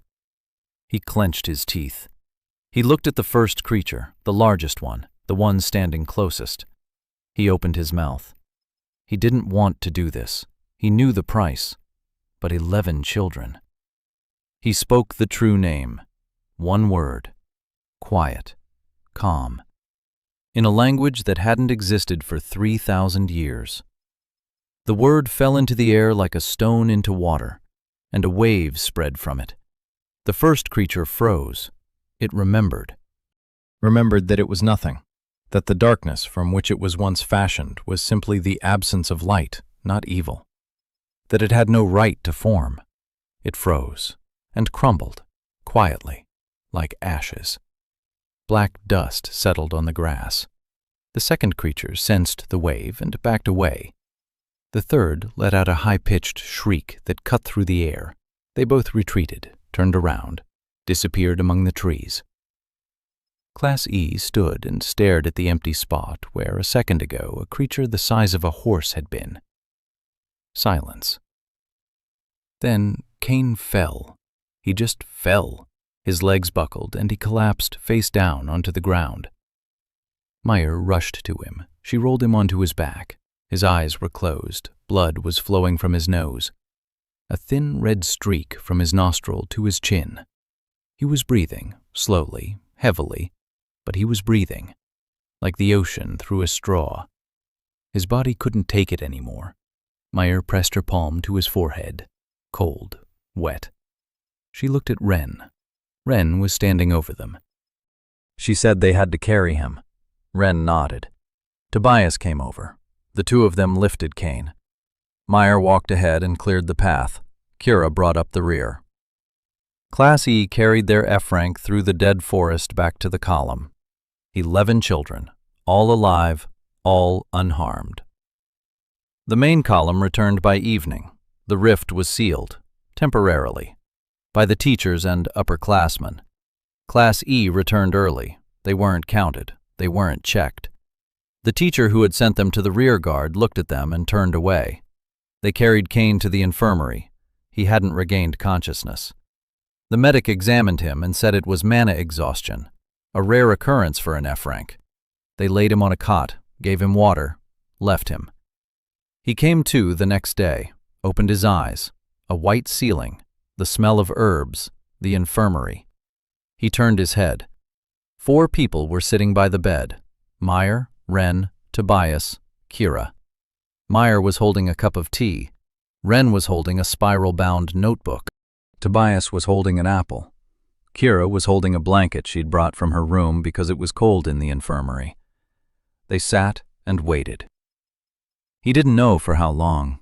He looked at them. 4 people, not apostles, not followers, not believers. Just children who had brought tea and an apple and a blanket, and were sitting nearby because he had fallen while protecting them. Something tightened in his chest. Not pain. Something warm. Something that made him want to close his eyes and not open them for a very long time. Meyer handed him the tea. He sat down. He took the cup. He drank. Hot. Bitter. With mint. He said thank you. Meyer smiled. Ren smiled. Tobias nodded. Kira draped the blanket over his shoulders.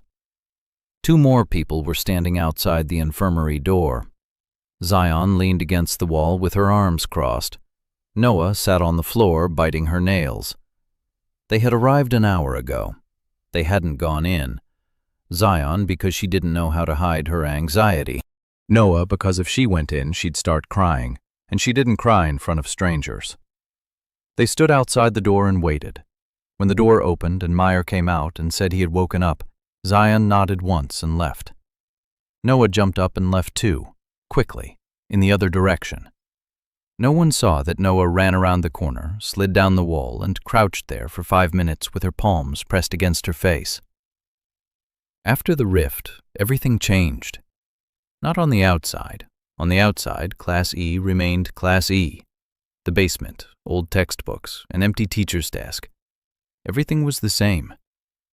But on the inside, the 11 of them had become something else. They didn't know what to call it. A team, a family, something in between. Something for which there was no word.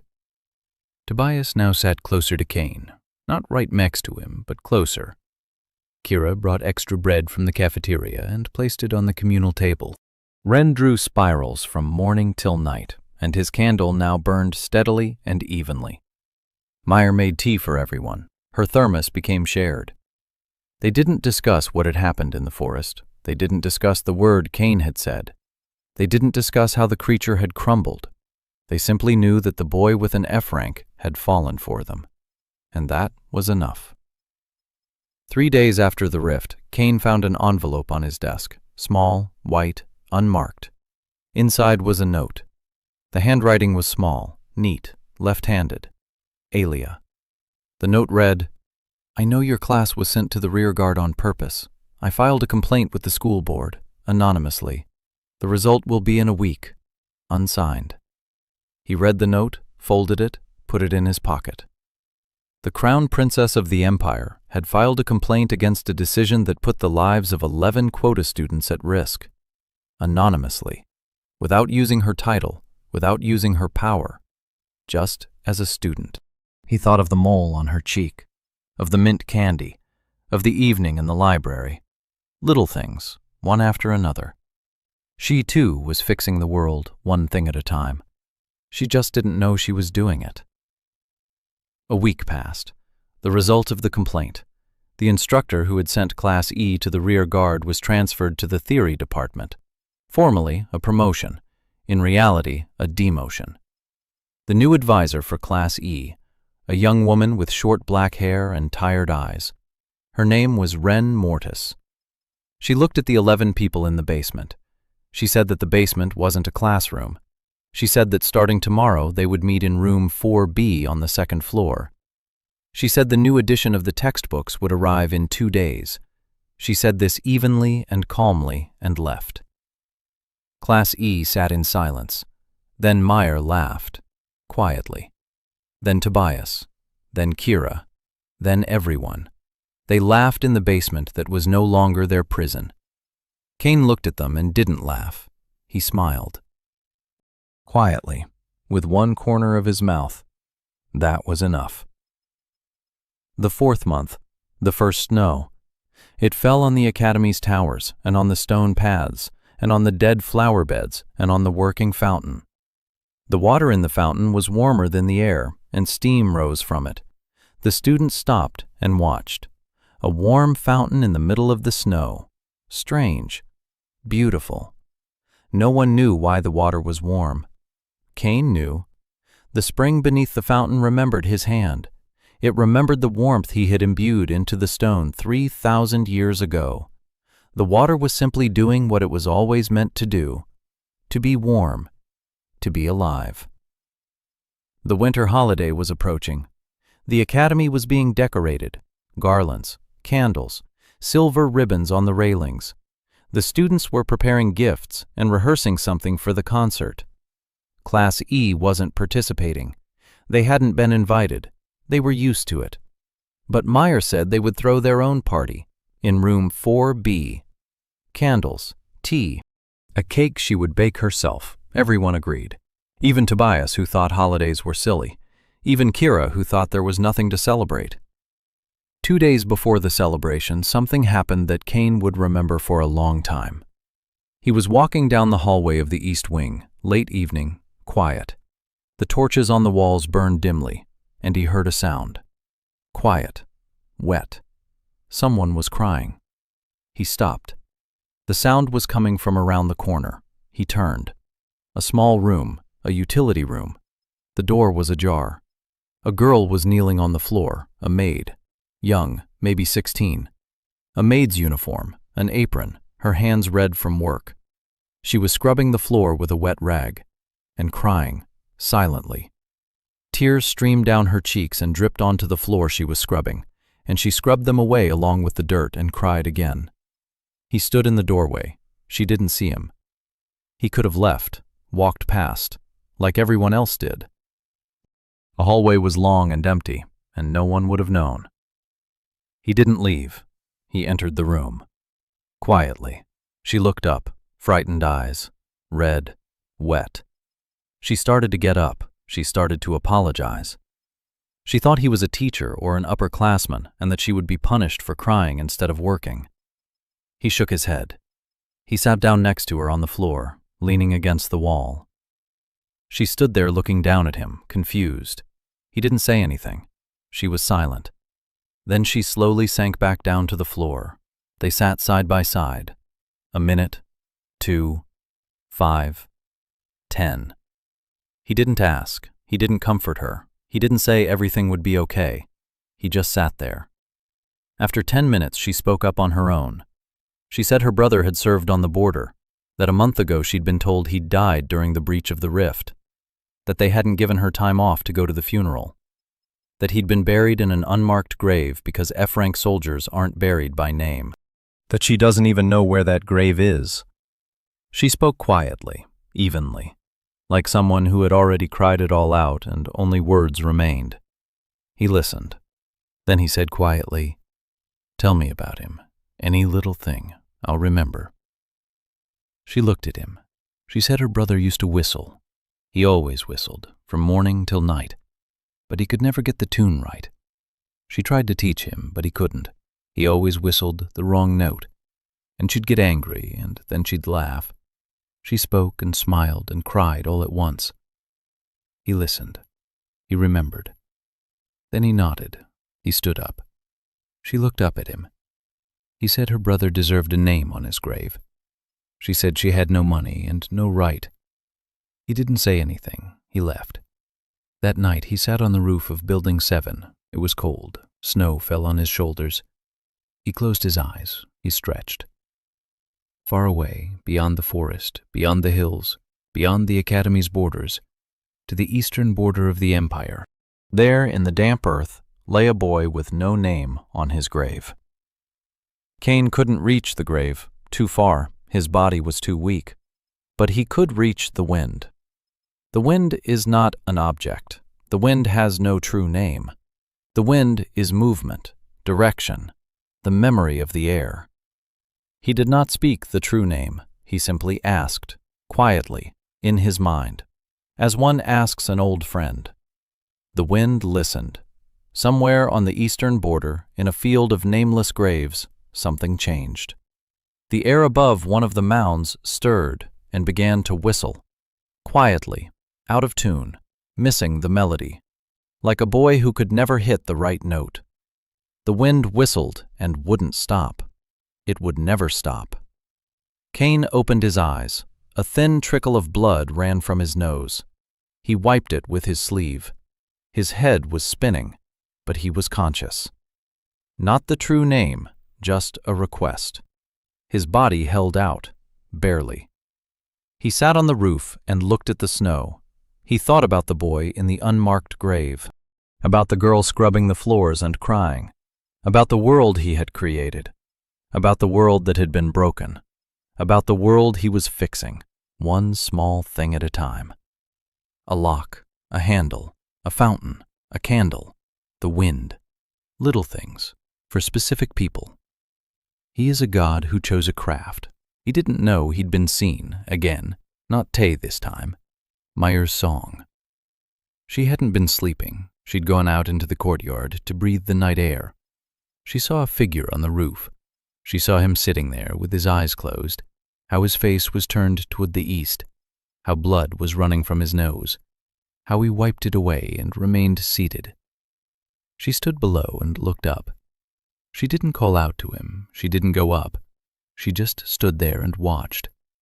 And something inside her knew, not with her mind, not with logic, something deeper, that the boy on the roof was more than just a boy, that the blood from his nose wasn't from a cold, that his closed eyes facing east weren't meditation, that something was happening that she didn't understand but could feel. She went back into the room. She took out her notebook. She opened it to the page with the list. The list already took up a notebook and a half. She looked at it for a long time, then she wrote a single sentence in the margins. I don't know who you are, but I'm glad you're here. She closed the notebook. She lay down. She fell asleep. Class E's winter party, room 4B, candles on the table, Meyer's pie, tea, 11 people. They sat in a circle and ate cake and laughed and told stories from home. Tobias told how his goat was eaten by a neighbor's dog, and he chased the dog through 3 villages. Kira told how her younger brother climbed onto the roof and couldn't get down, and the firefighters had to rescue him for 2 hours. Ren stammered as he told how he saw the ocean and stood on the shore for an hour without moving because he couldn't believe there could be so much water. Meyer told how her father was treating a cow for a cold, and the cow sneezed in his face, and he walked around covered in cow snot all day. Everyone laughed. Cain sat there listening and smiling. Someone asked him, "Tell us a story." He thought for a moment. He said that once he tried to figure out how the washing artifact in Building 7 worked and accidentally washed his notebook, along with his notes. Everyone laughed. Meyer laughed the loudest because she knew it was true. She had seen his wet notebook. He didn't tell them that there were no notes in that notebook. There were drawings of stars, real stars, the ones he remembered. The washing artifact had eaten his stars. He spent the next 2 evenings redrawing them. The party ended late. The candles had burned out. The cake was gone. The tea was finished. 11 people had gone to their rooms. Kane was walking down the hallway and bumped into Lyra by the stairs. She was standing by the window looking at the snow, alone. She hadn't been at her class party. She didn't go to parties. She didn't know how. She stood by the window, and her face in the moonlight was pale and thin and very tired. She saw him and flinched slightly. He stopped. They stood 5 steps apart. Silence. Snow outside the window. He noticed that she was holding something small in her right hand, clenched in her fist. He didn't ask, but he saw. A small locket, silver, old, a child's. The chain was broken, the clasp wouldn't open. She had carried it in her pocket for 5 years, every day. She hadn't shown it to anyone. He didn't know what was inside, but he saw that the locket was broken, that the clasp was jammed, that the loop was bent, that the chain was broken in 3 places, and that this girl carried it with her as the last piece of something dear to her. He looked at her. She looked at him. She hid her hand behind her back, quickly. He said, "Happy holiday." She didn't answer. He nodded and walked on. She stayed by the window. At night he lay there thinking about the locket. A small silver thing. Broken. Hidden. Precious. He could fix it. He could fix anything. But for that he needed the locket. And Lyra Ventrask won't give it up. She doesn't give anything away. She doesn't know how to ask and doesn't know how to accept. She only gives. Apples on Wednesdays. Notes on theory that she leaves on the shared shelf in the library. She gives but does not take. He thought about this and thought about how it was the most familiar pattern of all that he knew. He himself had been like that, 3,000 years ago. A god who gives but does not take, who builds but does not live, who loves but does not allow himself to be loved. He closed his eyes. Tomorrow he would find a way. He found a way 3 days later. Not clever, not divine. Simple. He came to the library on Thursday evening. Lyra was sitting in her usual spot, the far table by the window, a stack of books, a small lamp over her shoulder, glasses perched on the tip of her nose. She looked up when he approached. She frowned. He sat across from her. She asked what he wanted. Her voice was even, slightly hoarse, defensive. He said he needed help with the theory of artifactology. She blinked. It was the last thing she expected to hear. An F rank from Class E asking the heiress of House Ventrask to explain artifactology to him? She was silent for 5 seconds. Then she opened the textbook. She couldn't refuse, not because she was kind, because she was the best at theory and knew it, and couldn't let someone leave without understanding what she understood perfectly. It was stronger than her. She began to explain. She explained well, clearly, structured, every concept in its place, every connection transparent. He listened and nodded and asked questions, not stupid ones, not too clever ones, just enough to keep her talking. She spoke for an hour, 2. By the end of the 2nd hour, her voice had changed. It had softened. It was a little faster. She had gotten carried away. She forgot that she was facing an F rank. She forgot that she was facing a stranger. She was simply explaining what she loved, and for the first time in a long while, someone was listening, not out of politeness or fear, but because he was genuinely interested. He saw her shoulders relax. He saw her right fist unclench. He saw her fingers move freely, tracing diagrams and streams. She was drawing the artifact's structure with her hands, and her hands weren't shaking. For the first time. She didn't notice. He did. At the end of the 2nd hour, she reached into her pocket for a handkerchief, and the locket fell out. It landed on the table with a soft clink. Silver, small, with a bent clasp and a broken chain. She froze. Her hand shot toward the locket. She grabbed it and clenched it in her fist. Her face turned to stone. She waited for him to ask. He didn't ask. He took a small tool out of his pocket. Thin, metal. He had always carried it with him, ever since he repaired the lathe in the workshop of Building 7. He placed the tool on the table next to her hand. He said the loop could be straightened by heating the tip over a candle and carefully bending it back. That the lock was jammed due to rust and a drop of oil would solve the problem.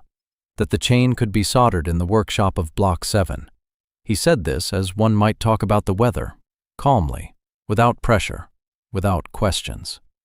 Then he stood up and left. He didn't ask for the locket. He didn't offer to fix it. He gave her the tool and the knowledge. He gave her the chance to fix it herself. Because Lyra Ventrask doesn't accept gifts, but she accepts tools. Nothing happened for 2 days.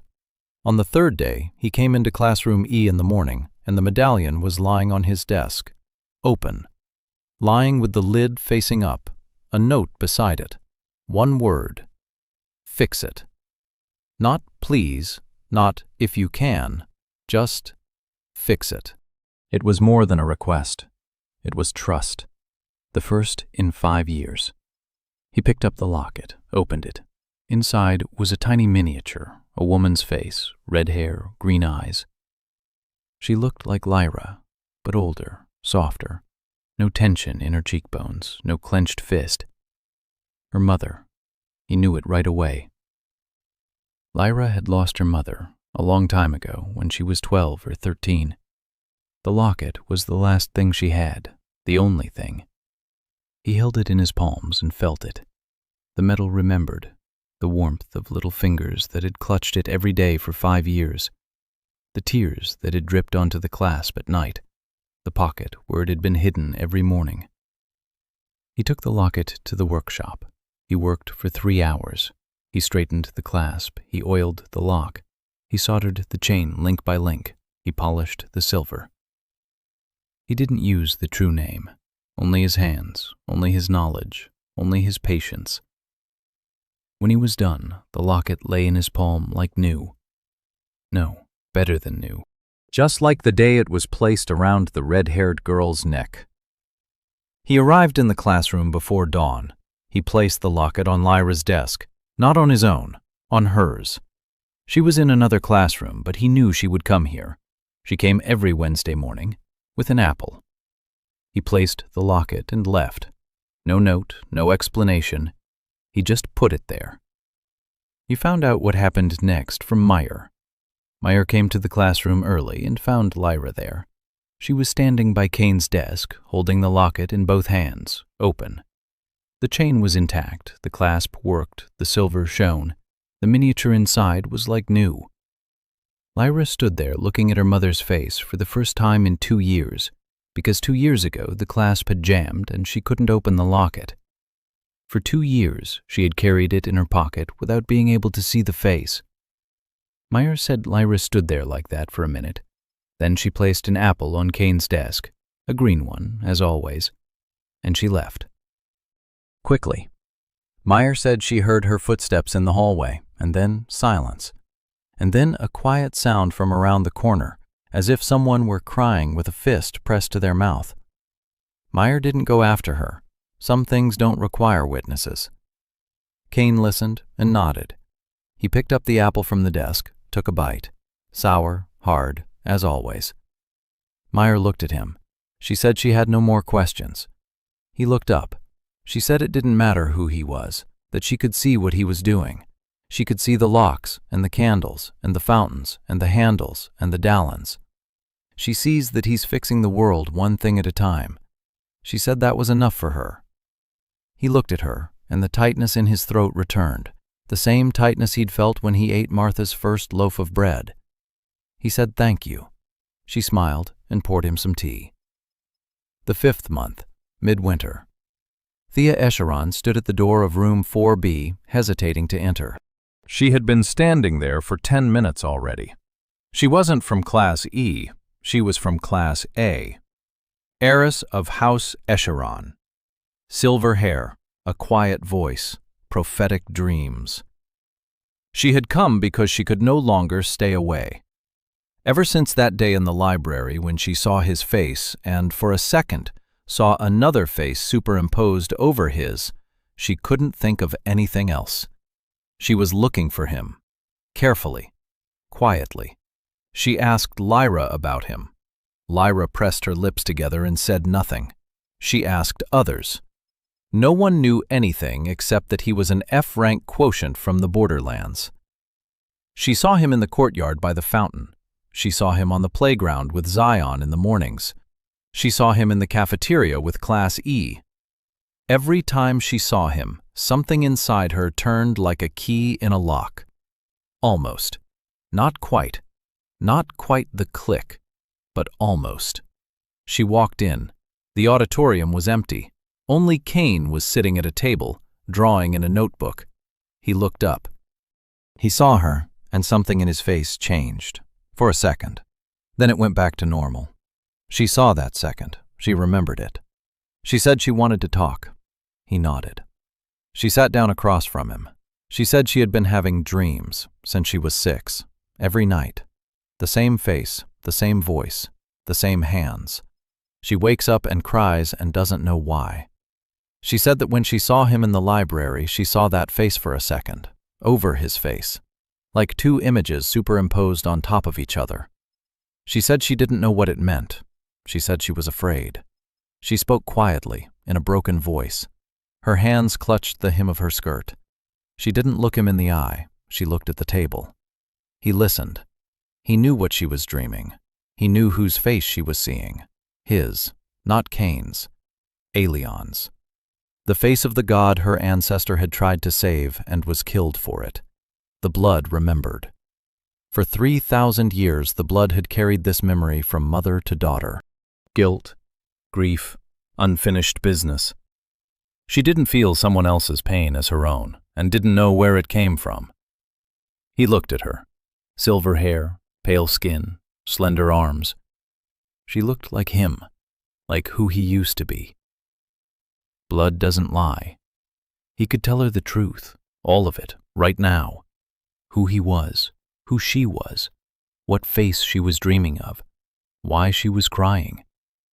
He could have ended her 12-year nightmare with a single sentence, but the truth would have been too heavy, too much for an 18-year-old girl in an empty auditorium in the middle of winter. He chose something else. He said one sentence, quietly, calmly. It wasn't your fault. It was before you. She looked up. She looked at him. He looked at her. And she heard it. Not the words, the voice.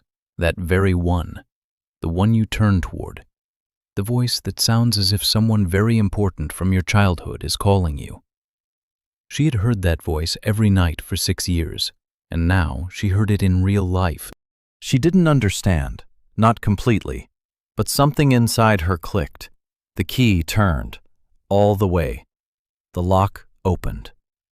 She closed her eyes, tears streamed down her cheeks. Quiet. Calm, not bitter. The first non-bitter tears in 12 years. She sat and cried, and he sat across from her and was silent, and that was enough. That night, Thea Acheron fell asleep at 8 o'clock. She slept for 12 hours, without dreams, for the first time in 12 years. She woke up and lay in silence, staring at the ceiling, and didn't cry. And she smiled, quietly, just her lips, like Kane. The 6th month, the end of the first semester, the Academy Tournament, the main event of the year, all classes, all grades, the arena in the courtyard, stone bleachers for 2,000 spectators, teachers in the box, Rector Seraphim in the center. The tournament decided a lot, class rankings, scholarships, summer internship placements.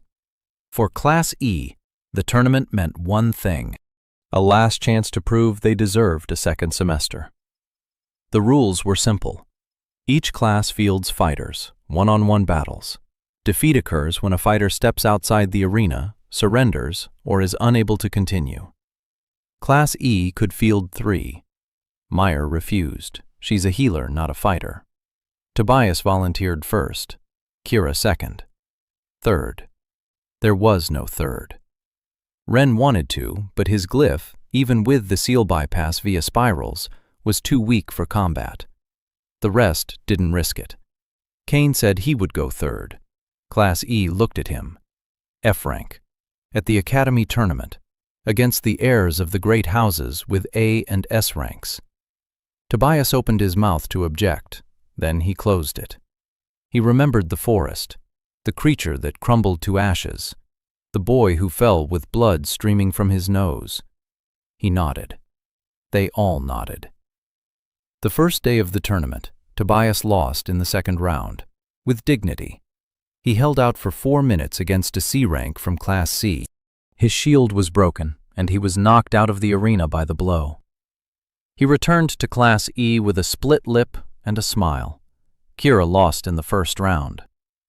Quickly, a B rank from Class B proved too fast. She fell, got up, fell again, gave up. Returned with red eyes but dry. Class E applauded both of them, loudly, for the whole sector to hear. The other sectors looked at them with derision. 11 people applauding 2 losers. Ridiculous. Day 2. Fights among the higher ranks. Kane watched. He studied. Styles, techniques, weaknesses. He saw what no one else saw. Every fighter moved according to a pattern woven into their glyph. The glyph determined not strength but purpose, and the fighters unconsciously followed their purpose even in battle. The artifactor fought like an artifactor, a swordsman like a swordsman, a healer even healed in battle. Kane saw these patterns as if they were open books. He saw where each fighter was strong and where they were blind. He watched and memorized. Day 3. Semifinals and finals.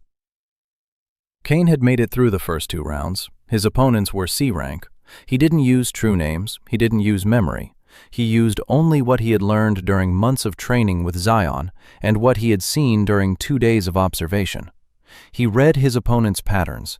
He knew where they would strike before they even knew it themselves. The first opponent missed 3 times in a row and stumbled out of the arena, tripping over his own feet. The second attacked with his right, and Kane simply stepped to the left, and the opponent flew past and fell. The hall was buzzing. It wasn't applauding, it was buzzing.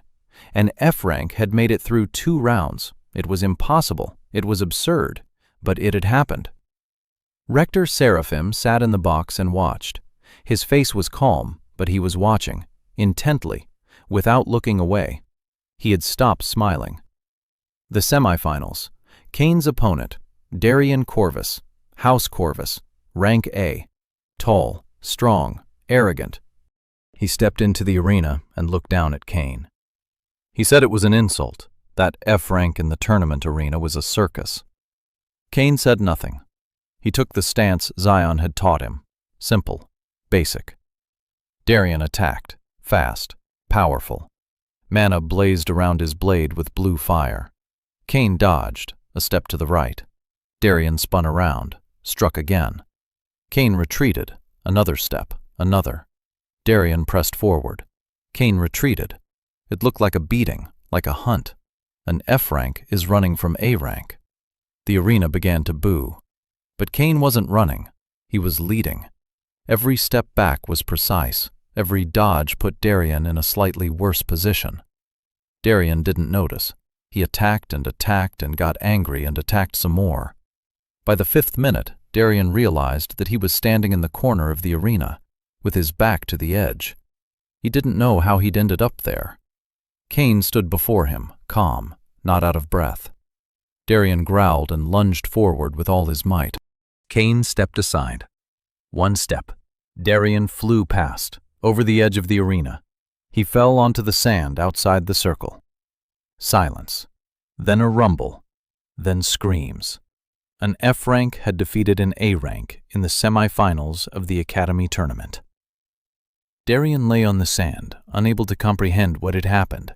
Class E in the stands was screaming so loudly that Tobias went hoarse. The final. Kane against the heir to House Ventrask. Not Lyra. Her older cousin. Orin Ventrask, 2nd-year student, A+ rank, the best fencer of his generation. Tall, red-haired like Lyra, green eyes, handsome, cold. His sword was called the Silver Needle, the Ventrask family blade, passed down for 5 generations. Oren stepped into the arena and stood facing Cain. He didn't insult him, he didn't mock him, he just looked at him. He saw that Cain hadn't defeated Darien by accident. He respected his opponent. That made him more dangerous. The fight began slowly. Oren didn't attack first, he waited. Cain waited. They stood and stared at each other. 10 seconds. 20. The hall fell silent. Then Oren moved. Not quickly. Precisely. The silver needle traced an arc. Cain stepped back. The blade passed a centimeter from his chest. Oren spun. Another strike. Another. Each precise. Each dangerous. Cain dodged. Step, step, step. But Oren was no Darien. He didn't lose his footing. He wasn't angry. He moved like water, like a current. Each strike pushed Cain toward the edge, and each subsequent one prevented him from returning to the center. 3 minutes later, Cain was standing at the very edge of the arena. One more step back and he would lose. Oren raised his sword for the final blow. Cain looked at the silver needle. He saw. The blade was ancient, 5 generations, forged by a master who knew the old ways. The blade remembered. Not words, not names, but hands. The hands that had held it. 5 generations of Ventrasks, and the first hand, the very first. The hand of the man to whom Cain, 3,000 years ago, had personally shown how to hold a sword. The hand of the first Ventrask. The hand of a traitor. Cain opened his mouth. He spoke the sword's true name, quietly, with just his lips. One word. The silver needle trembled in Oren's hand. He felt it, a tremor in the metal, like a living creature that had shuddered in its sleep. The blade remembered. It remembered for whom it had been forged. It remembered the first hand. It remembered the oath that the first Ventrask had sworn while holding this blade, an oath of loyalty, an oath of protection, a vow he later broke. The silver needle stopped, a centimeter from Cain's neck. Oren stood with his arm outstretched, unable to lower the blade. He pressed down. The muscles in his arm bulged. Mana burned around him in a blue flame, but the sword wouldn't move. The blade refused to strike. Not Cain, the one standing behind Cain, the one the blade remembered from more than 5 generations ago. Oren looked at his sword, then at Cain. He didn't understand. No one understood. The hall was silent. 2,000 people watched as the best fencer of a generation stood with his sword held outstretched, unable to strike. Cain quietly deflected the sword with his palm, bare, without a glove. The metal was warm, alive. He pushed it aside as one would push away a friend's hand that had swung by mistake. Oren lowered his arm. The sword clattered against the stone of the arena. Oren stood and looked at Cain, and in his eyes was something that hadn't been there a minute ago. Not fear, not anger. Confusion, deep, childlike, like that of a person who had just learned that everything he knew about himself was a lie. The referee declared Cain the winner. The hall was silent. Then it slowly grew noisy. Whispers, questions. How? What happened? Why did the sword stop? In the stands, Lyra Ventrask sat as white as a sheet. She had seen it. She knew that sword. She knew that the silver needle had never stopped. In 5 generations, not once. She looked at Cain, and in her eyes there was no fear. There was recognition.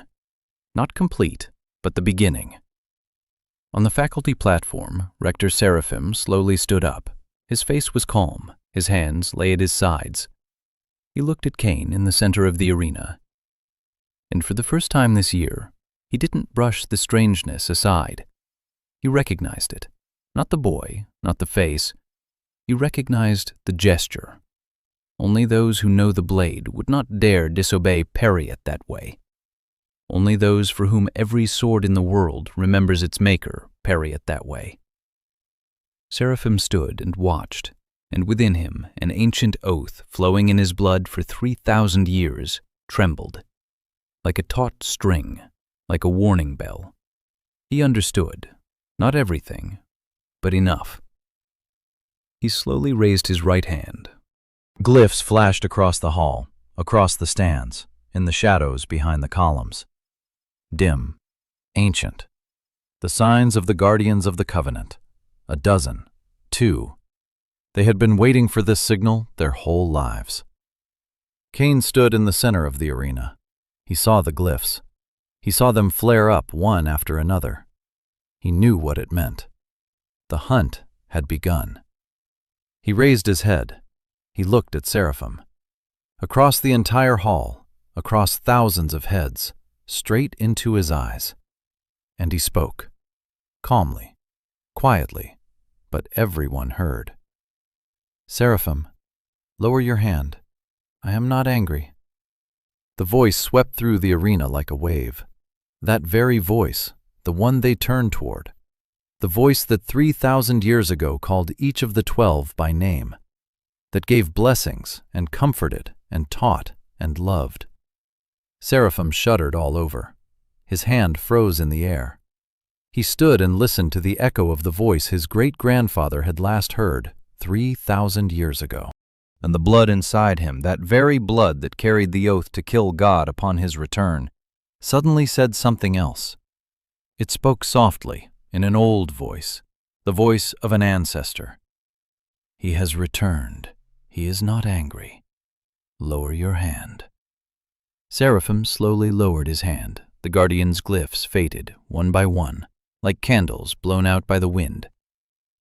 A wind swept through the arena, a real one, cold, wintry, and everyone in the stands, all 2,000 people, suddenly felt the same thing at the same time, without understanding why. A longing, warm, bright, as if they had remembered something very important from childhood and immediately forgotten it, as if someone had called them home. On the balcony, Alia pressed her palm to her mouth. Her eyes were shining. Lyra sat motionless. Her glasses had slipped down, and she didn't adjust them. Zion stood by the railing, her sword hanging in her lowered hand. She didn't remember how she'd lowered it. Thea was smiling. Tears were streaming down her cheeks, and she was smiling. Noah sat on the step and was silent. For the first time in all her time at the academy, she was silent. Myers stood in the aisle between the rows and pressed a notebook to her chest. That very one, with a list spanning 1.5 notebooks. She wasn't cry, she just stood there and knew. Now she knew. Cain stood in the center of the arena in a torn school uniform, blood on the knuckles of his right hand, a training sword in his left. He stood and thought. The bread must have gone cold. Time to go home.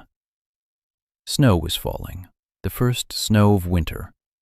White flakes settled on the arena and the stands and the towers and his shoulders. He stood there and the snow fell. A week had passed since the tournament, a quiet one, strangely quiet. Seraphim hadn't made any new moves, the guards hadn't appeared. Cain waited. Every night he sat by the window and listened. Nothing. Silence. It was worse than an attack. Silence meant that Seraphim was thinking. 3,000 years of oaths had collided with 5 words in the arena, and the old man didn't know what to do. Cain understood him. Seraphim wasn't a villain. He was a man who had believed in one truth his whole life and suddenly heard a voice that made that truth impossible. Life at the academy continued. Class E was in room 4B. Ren Mortis, the new instructor, ran the classes strictly and without leniency. She didn't go easy on the quota students. She taught them. It was better than pity. Ren was making progress. His mana flowed more freely with each passing week. The spirals had done their job. The suppression seal hadn't disappeared, but the flow had learned to bypass it like a river flows around a boulder. On the practical exam, Ren demonstrated a C-rank level. Ren Mortis looked at the result, then at him, then at Cain. She said nothing, but she looked at Cain for a long time. She was starting to notice too. Cain went to the library every Thursday. Alia was there every Thursday. They read. They were silent. They shared lollipops. Sometimes they talked, quietly, about books, about theories, about history, never about themselves. She didn't ask who he was. He didn't ask who she was. Two people with secrets sat in a dusty room and pretended to be ordinary. And there was more honesty in that pretense than in all their conversations with everyone else. Once she said she was tired, just like that, without context. He said he understood. She looked at him. She said she believed he understood. She didn't know why she believed, but she did. The 8th month, spring. The snow was melting. The fountain in the courtyard gurgled louder. The water was warm and steam rose from it in the cold morning air. Cain stood by the fountain and thought. The 7 covenants, the primordial agreements upon which the world was held. The first covenant, the covenant of bread. The agreement that the earth would yield a harvest, the simplest, the most fundamental. He could feel it, far away, at the empire's border. The covenant had been torn, not destroyed, torn, like a rope that had been frayed. The strands still held, but barely. 3,000 years without renewal. 3,000 years without the hand that had sealed this covenant. The earth was tired of giving. Harvests were failing. Famine at the borders. In the capital, they didn't know about this, or didn't want to know. He could restore the first covenant from here, could reach out, touch the frayed threads, bind them anew. But the price? A continent-level covenant, not a sword, not a fountain, not the wind over a grave. A continent, an ocean through a straw. He would lose consciousness for a long time, maybe a week. Maybe blood would flow not from his nose but from his eyes. Maybe his left hand would fail him for a month, maybe worse. He thought about this while standing by the fountain, about the price, about whether it was worth it, about the village of Mir that had been burned down, about the fields on the border where F-ranks plowed the dead earth, about the children who ate once a day because the land had failed to yield. He thought about Marta, about bread with caraway seeds, about how the covenant of bread isn't an abstraction. It's specific bread on a specific table belonging to a specific woman who had been baking and waiting for 12 years. He did it at night. He left the building, walked across the courtyard, past the fountain, past the sleeping buildings, past the towers. He left the academy grounds through a small gate known only to the gardeners. He stood on the hill, alone, under the stars. He raised both hands to the sky, closed his eyes, and he reached out, far, through the forests, through the fields, through the mountains, through the rivers, across the entire continent. He felt the covenant, torn threads, old knots, dead ends. He touched the first thread, tied it, touched the second, tied it, the third, the fourth. Each thread was like a live wire. Every touch struck his body like an electric shock. Blood flowed from his nose on the 3rd thread, from his ears on the 5th. His left hand went numb on the 7th. On the 10th, he lost feeling in his legs. On the 12th and final thread, he tied a knot and fell, face down into the wet spring grass. He lay there and looked at the stars, his stars, the ones he had placed in the sky. They twinkled. It seemed to him that they twinkled brighter than usual. It seemed to him that the earth beneath him sighed, deeply, like a man who has finally straightened his shoulders after a long burden. The covenant of bread has been restored. For the first time in 3,000 years, the earth remembered its promise. He lost consciousness. They found him in the morning. Zion. She came to the clearing at dawn and he was gone. She waited 10 minutes, then 15. Then she went to look for him. She found him on the hill behind the wall. He was lying in the grass, his face covered in dried blood, his arms outstretched. She fell to her knees beside him. She checked his pulse. It was there, weak. She lifted him up. He was lighter than she expected, the body of an 18-year-old boy, slender, fragile. She carried him across the courtyard in her arms, alone. She could have called for help. She didn't. She carried him herself, across the courtyard, past the fountain, up the stairs to the infirmary. She laid him on the cot. She sat down beside him. She didn't leave for 4 hours. When Mir came with tea, Zion was still there. When Noah came and started biting her nails by the door, Zion was still there. When Ren came with the spirals, Zion was still there. He came too 2 days later. His left hand didn't work. He couldn't feel his fingers. His head ached so badly that the light hurt his eyes. But he was alive. And somewhere on the empire's border, in fields that hadn't yielded a crop in 10 years, the first sprouts had emerged. A double harvest, for the first time in a century. The peasants stood at the field boundaries, gazing at the green fields, unable to believe their eyes. No one knew why. No one knew that the boy in the academy infirmary had paid for this harvest with blood from his ears and 2 days of darkness. In the infirmary there were flowers by his bed, wildflowers in a clay mug, no note. He knew who they were from, Thea. She was the only one who brought wildflowers. An apple lay nearby, green. Wednesday. Lyra hadn't missed a single Wednesday, even when he was unconscious. A flask of water stood on the nightstand. Zion. Noah sat on the windowsill, dangling her feet and pretending to read a textbook upside down. Meyer sat by the bed with tea. Ren stood by the door. Alia's footsteps could be heard in the hallway. She walked past the infirmary 3 times a day. She didn't go in, but she walked past. Spring was gaining strength. The trees in the academy's avenues had turned green. The wind had grown warm. Students took off their robes and walked around in just their shirts. Kane sat on a bench by the fountain, warming his face in the sun. His left hand was working. Almost. His fingers obeyed him every other time. He clenched and unclenched his fists slowly. 1, 2, 3. His fingers trembled, but they moved. A week had passed since he woke up in the infirmary.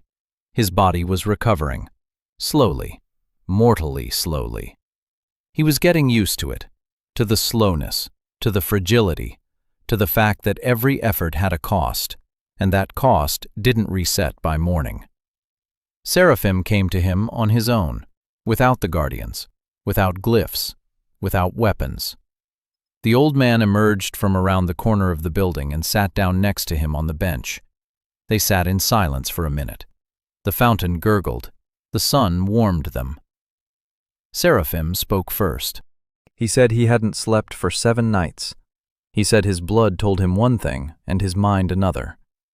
He said that 3,000 years of an oath is no small matter, that his great-grandfather and his great-grandfather's great-grandfather died with that oath on their lips, that he himself had been preparing for this his whole life, to find God, to kill God, to save the world from whatever God might do upon his return. And now God had returned, and repaired the fountain, and forged a hilt for the swordswoman, and lit a candle for the boy with the suppressed glyph, and restored the covenant of bread, paying for it with blood from his ears. Seraphim spoke softly. His voice trembled, for the first time in his life. Cain listened. He didn't interrupt. Seraphim finished and fell silent. They sat there, the fountain, the sun, silence. Then Cain spoke. He couldn't lie about himself with words. His voice would have failed him. So he told the truth. He said yes, that he was the one Seraphim had been waiting for his whole life, that he had returned, that 3,000 years in the abyss is a very long time, that he remembers every face of each of the 12, that he remembers how they cried when they made the pact, that he had come to the academy not to seek revenge, that he had come to look the descendants in the eye and decide, and that he had decided. He would not seek revenge, not because he had forgiven them, because the descendants were not to blame for what their ancestors had done, because the red-haired girl brings him apples on Wednesdays, because the boy with the suppressed glyph draws spirals and smiles, because the swordswoman cut her palm for 10 years and never once complained, because the princess shares lollipops in the dusty library, because the girl with silver hair cried at night for 12 years over someone else's guilt, because the little girl buys him caraway buns, because the village healer keeps a list of oddities and asks no questions. He said these children are worth more than any revenge. Seraphim listened. Tears streamed down his cheeks. He didn't wipe them away. The old man sat on a bench by the fountain and cried. For the first time in his life, the blood inside him was silent. The oath was silent. 3,000 years of silence. He heard the voice of the one his great-grandfather had betrayed, and the voice said it wasn't angry. Seraphim asked one thing, "Why did you return?" Cain paused. Then he said, "Because the seal in the abyss has weakened, because what lies behind it has stirred, because if it escapes, the world it needs will die." He said he had not returned for revenge. He had returned because he had no choice. He was the only one who could renew the seal, and for that he needs all 7 covenants. Seraphim fell silent. He sat for a long time, then he stood up. He looked down at Cain, an old man and a boy, the descendant of a traitor and a god who was betrayed. He said he didn't know if he could trust him, that the oath was still in his blood, that he couldn't undo 3,000 years with a single conversation. But he said he wouldn't raise a hand, not yet, that he would watch and listen and try to understand. He turned and walked away. Cain sat on the bench and watched him go. The old man walked slowly, slouching, like a man who had just had the armor he'd worn his whole life taken off and who suddenly realized how heavy it had been. After the conversation with Seraphim, something had changed. Not on the outside, on the inside. Cain felt it. The guardians had retreated. They hadn't disappeared, they had retreated, like a shadow that had grown thinner. The runes had stopped flickering in the corridors, the pressure had eased. He could breathe more freely. And he used that time. He gathered them, all of them. Not in the auditorium, on the roof of Building 7, in the evening. At sunset. The sky of Aerosphere burned with orange and pink. The 7 layers of the sky were visible with unprecedented clarity. They all came. Meyer with a thermos, Ren with a notebook, Cyan with a sword, Noah with buns, Thea with wildflowers she'd brought for some reason, Lyra with an apple. Alia last. She stood slightly to the side, a habit. He sat on the edge of the roof, dangling his legs. They settled around him. He looked at each of them, one by one. Meyer, Ren, Cyan, Noah, Thea, Lyra, Alia. 7 people. He hadn't planned on 7. It just turned out that way. 7 covenants, 7 thrones, 7 people he couldn't afford to lose. He said he had to tell them something. Meyer set down the thermos. Cyan rested her sword on her lap. Noah stopped chewing. He told them. Not everything, but enough. He told them that the world stood on 7 covenants that had been made long ago and were now crumbling. He told them that the rifts were a symptom, that there is something greater behind them, that if the covenants are not restored, the rifts will grow. He told them he had restored one, the covenant of bread, that he paid for it with 2 days unconscious and with blood, that 6 remained, that 1 was beyond his power. He didn't say who he was, didn't say he was a god, didn't say he created this world. He said enough for them to understand the scale, and not enough for them to be afraid. Silence. The sunset was fading. Then Myers said she was going. No questions, no conditions, just going. Ren nodded. Tobias and Kira weren't there, but Ren said they'd go too. Zion snorted and said it was a stupid question. Noah said that finally something interesting was happening. Thea said quietly that she'd been searching for this moment her whole life. Lyra was silent the longest. She sat there, staring at her hands. Then she raised her head and said one word. "Okay." Alia stood there looking at him. She said she had resources that could help, that she couldn't explain what they were yet, but that they existed. He nodded. He knew what they were. They sat on the roof, the 7 of them and Cain. The sunset faded. The stars came out. His stars.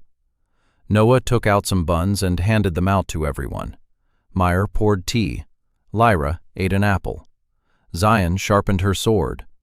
Thea looked at the stars and smiled. Alia sat next to Cain, their shoulders almost touching. Ren drew spirals in his notebook by the light of a flame he'd lit himself. No candle, no help. Just his own mana, a small, steady flame. Cain watched them. Not apostles, not followers, not servants. Friends. He'd never had friends.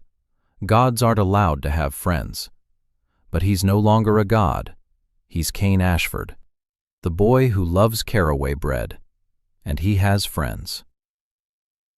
Summer. Vacation. The academy was deserted. The hallways were empty. The lecture halls were closed. Only the fountain in the courtyard kept running. The water flowed and flowed. Warm, clear, remembering. They set off together, 8 people.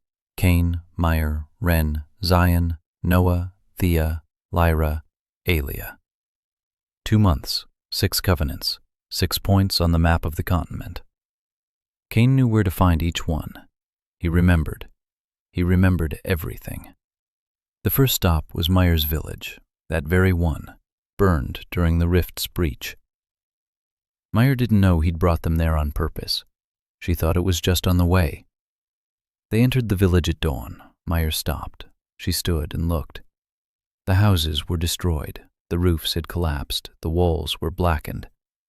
But the ground was green. Grass was pushing through the ashes. Young apple trees were growing where the garden had been, small, slender, but alive. Bees buzzed over the flowers that had bloomed amid the ruins. Meyer stood and watched, unable to move. She asked how. Her voice broke. Cain said nothing. He couldn't say that he had come here in winter, that he had found the village's foundation stone beneath the foundation of the old well, that he had touched it, that the earth had remembered, that the apple trees were not a miracle, but a memory. He couldn't say it because then she would ask how he knew where the founding stones lay, and he wouldn't be able to answer without lying, and he couldn't lie. He just stood beside her. She looked at the apple trees, then she turned to him. Her eyes were wet. She didn't ask. She knew. Not everything, but enough. She hugged him. For the first time, someone had ever hugged him in this body, not counting Martha. He stood there, not knowing where to put his hands. Then he placed his palms on her back, gently, as if placing a hand on something fragile. Meyer cried quietly. The others stood behind them and were silent. Noah turned away. Zion looked to the side. Lyra took off her glasses and wiped them for a long time, even though they were clean. Thea smiled. Alia stood with her eyes closed, a single tear glistening on her cheek.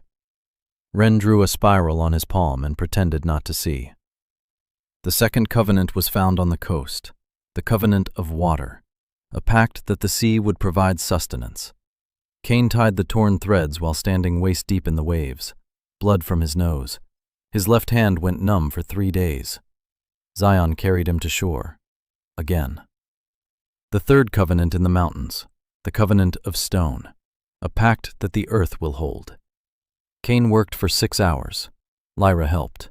She didn't know how, but she stood beside him and held his right hand while his left hung limply. She didn't tremble. For the first time in her life, her hands didn't tremble when it really mattered. The fourth covenant in the forest, the covenant of the wind.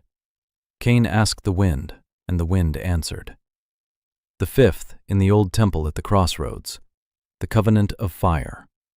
Thea had a prophetic dream about where to look. She led them through 3 days' journey in a single night along a path that existed only in a dream. The sixth on the plane, the covenant of life.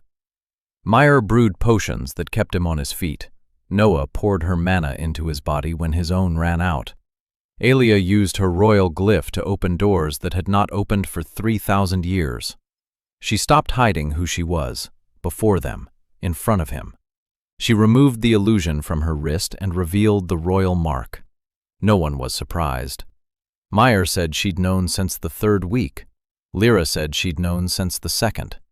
Noah said she'd known from day 1 because a princess walks like a princess, even when pretending to be a peasant. For the first time in her life, Alia laughed so hard she doubled over. The 6 covenants, 6 restored, 1 remained, the 7th. They returned to the academy at the end of summer. Cain was exhausted. His body was at its limit. His left hand worked intermittently. Blood flowed from his nose every evening. He had lost weight. His cheekbones had sharpened. His eyes had grown deeper. He looked older, not like an 18-year-old, like a 1,000-year-old. Meyer forced him to eat. Zion forced him to sleep. Noah forced him to laugh. Lyra silently placed an apple on his nightstand every Wednesday. Thea brought flowers. Alia came to the library on Thursdays and handed out lollipops. Ren drew spirals and turned on the light for him when he couldn't reach the switch. They held him, all together, like you hold someone carrying something too heavy. The 7th covenant, the covenant of memory. His covenant, the one he made with himself, a pact that the world would remember. Remember the truth, remember the good, remember the names. This covenant could not be restored on the coast or in the mountains.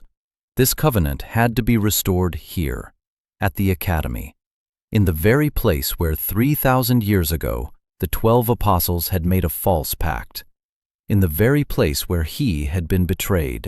He stepped out into the courtyard at night. A full moon. The fountain was murmuring. The academy's towers reached into the sky. White stone glowed in the moonlight. They were all here. Meyer, Ren, Zion, Noah, Thea, Lyra, Alia, and Seraphim. The old man stood by the fountain. He had come. Without the guardians. Without weapons. Alone. He looked at Cain. Cain looked at him. Seraphim nodded. Once. Cain stood in the center of the courtyard, on that very stone. He could feel it beneath his feet. The Academy's founding stone. The first stone he had laid with his own hands. The stone remembered. 3,000 years. He placed both palms on the ground. He closed his eyes and reached out. Not outward, as with the other covenants. Inward, deeply, to where the erased memory lay. To where he had hidden the truth from himself. Where the answer to the question that had tormented him from day 1 was kept. Why the apostles had betrayed him. The truth struck him like lightning. He saw everything. All at once. 3,000 years ago, the death of the world was approaching. Not the rift, not the beast, something. Something without a name, without form, without purpose. Just the end. He tried to stop it. He couldn't. The only way was to seal the something in the abyss. But the something could not be sealed without an anchor, without a living God bound to the seal forever. He made a decision. Himself. He summoned the 12. He told them what needed to be done. He told them they must make a false pact with him. Use his oath as a weapon. Lock him in the abyss along with the something, forever. They wept, all 12 of them. They didn't want to. He commanded them. He said it was the only way. He said that the world was more important than God, that people were more important than the Creator, that the bread on the table was more important than the hand that sowed the seed. They obeyed. All but one. One refused, said he couldn't, said he'd rather die. The others killed him. Not out of malice, out of mercy. So he wouldn't get in the way, so he wouldn't suffer when the abyss opened, so that at least one of them would die with clean hands. It was Thea's ancestor, the one who said no, the one she saw in her dreams every night. Not because he was asking for forgiveness, because he never forgave himself for failing to stop the others. Cain lay on the rock and wept. Tears streamed down his temples and dripped onto the stone. He remembered. Now he remembered everything. He had ordered them himself. He had chosen the abyss himself.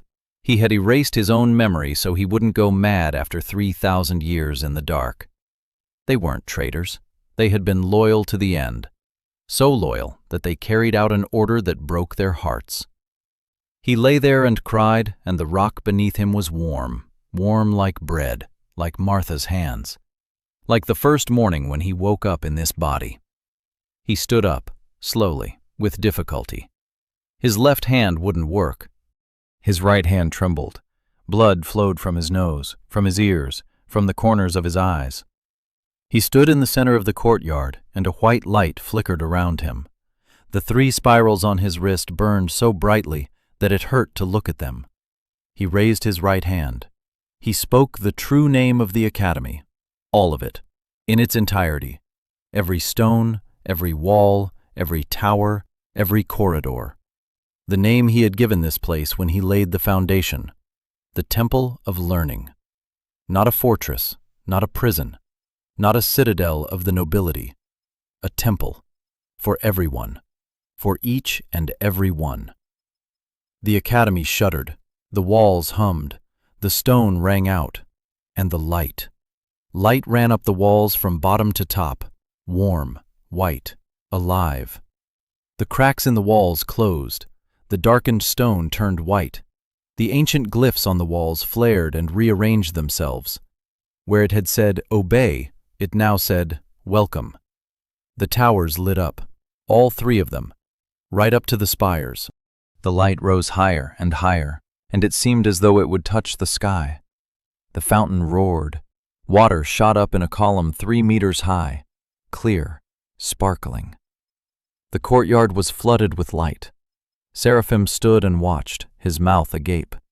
Tears streamed down his cheeks. The old man saw what his great-grandfather had seen 3,000 years ago. The Temple of Learning as it was conceived, as it was always meant to be, the 7th covenant, the covenant of memory. The world remembered. The stone remembered. The water remembered. And in that very second, far, far away at the bottom of the abyss, the seal flashed. All 7 threads tightened at once. Something behind the seal howled, faintly, powerlessly. The seal was renewed. 7 covenants, 7 threads, a complete network. For the first time in 3,000 years, the world stood on a complete foundation. Cain fell, to his knees, then onto his side. The light went out. The academy stood, white, new, old, real. They all rushed to him, all 7 of them, and Seraphim. Meyer grabbed his hand, a pulse, weak. Zion lifted his head. Noah cried openly. Lyra knelt beside him and held his left hand, the one that didn't work. Thea placed flowers next to his head, wild flowers. Alia took off her cloak and covered him with it. Ren lit a small flame, a tiny one, warm, above his head. Seraphim knelt down. The old man and the children gathered around the boy on the rock. Seraphim spoke softly. "Forgive us." Cain opened his eyes, barely, a slit. He looked at the old man. He whispered, "There's nothing to forgive. You did what I asked." Seraphim covered his face with his hands. He came to 3 days later, morning. The sun through the infirmary window, a smell, bread, rye, with caraway seeds. He turned his head. A fresh loaf stood on the nightstand, small, round, with caraway seeds. A note lay beside it, familiar handwriting, Martha. She had arrived. Someone had sent her word. He didn't know who. He took the loaf, brought it to his face. He inhaled. The crust was warm, caraway seeds in the cracks. Tears streamed down his face. Again, just like that first morning, just like always. He left the infirmary in the evening, slowly, leaning against the wall. He walked across the courtyard, past the fountain, past the white walls, past the glowing glyphs. He walked toward Building 7, toward the stairs, toward the roof. They were there, all of them. Meyer with a thermos, Ren with a notebook, Cyan with a sword, Noah with buns, Theo with flowers, Lyra with an apple, Alia with lollipops. Martha stood a little to the side, a small woman in an apron. She had come to the academy for the first time. She stood there looking at him and smiling. He climbed up onto the roof, sat on the edge, dangled his legs. They sat down around him. Meyer poured tea. Noah handed out the buns with caraway seeds. Lyra placed an apple on his lap. Zion sat down next to him, close. Their shoulders touched. Thea sat on the other side, silent and smiling. Alia sat a little further away, but closer than before. Ren lit a small flame. Warm. The sun was rising, slowly, from behind the horizon, from behind the hills and forests and fields where a double harvest had sprouted. The sun that he himself had once placed in the sky. It rose and light flooded the roof and their faces and the academy's towers and all of Eris. He looked at the sun, and for the first time in an eternity, he didn't feel responsible for ensuring it rose tomorrow. It would rise on its own. The covenants hold, the seal stands, the world remembers. And he is simply Cain Ashford, a boy from the borderlands, who loves bread with caraway, who has friends, and who no longer needs to be a god to be needed. He took a bite of the roll, with caraway seeds, warm. He chewed and watched the sunrise. Those he had come to love sat nearby. Noah nudged Zion with her shoulder, and Zion nudged her back, and Noah giggled. Meyer was pouring tea for Ren and telling him something about bees. Lyra was reading a book by the light of dawn, and her fingers didn't tremble. Thea was sleeping, leaning against his shoulder, and wasn't dreaming. Alia sat with her eyes closed, and there was no mask on her face, just a girl. Down in the courtyard, Martha was feeding bread to the pigeons and talking to Rector Seraphim about something, and the old man was laughing. For the first time in a very long time. Cain finished his roll. He licked his fingers. He looked up at the sky, 7 layers, all visible, all clear. A warm wind blew from the south, carrying the scent of flowers and wet earth and fresh bread from the bakery by the gate. He closed his eyes. His heart was pounding. Mortal, fast, small. His heart, his life, short, finite, beautiful. He smiled.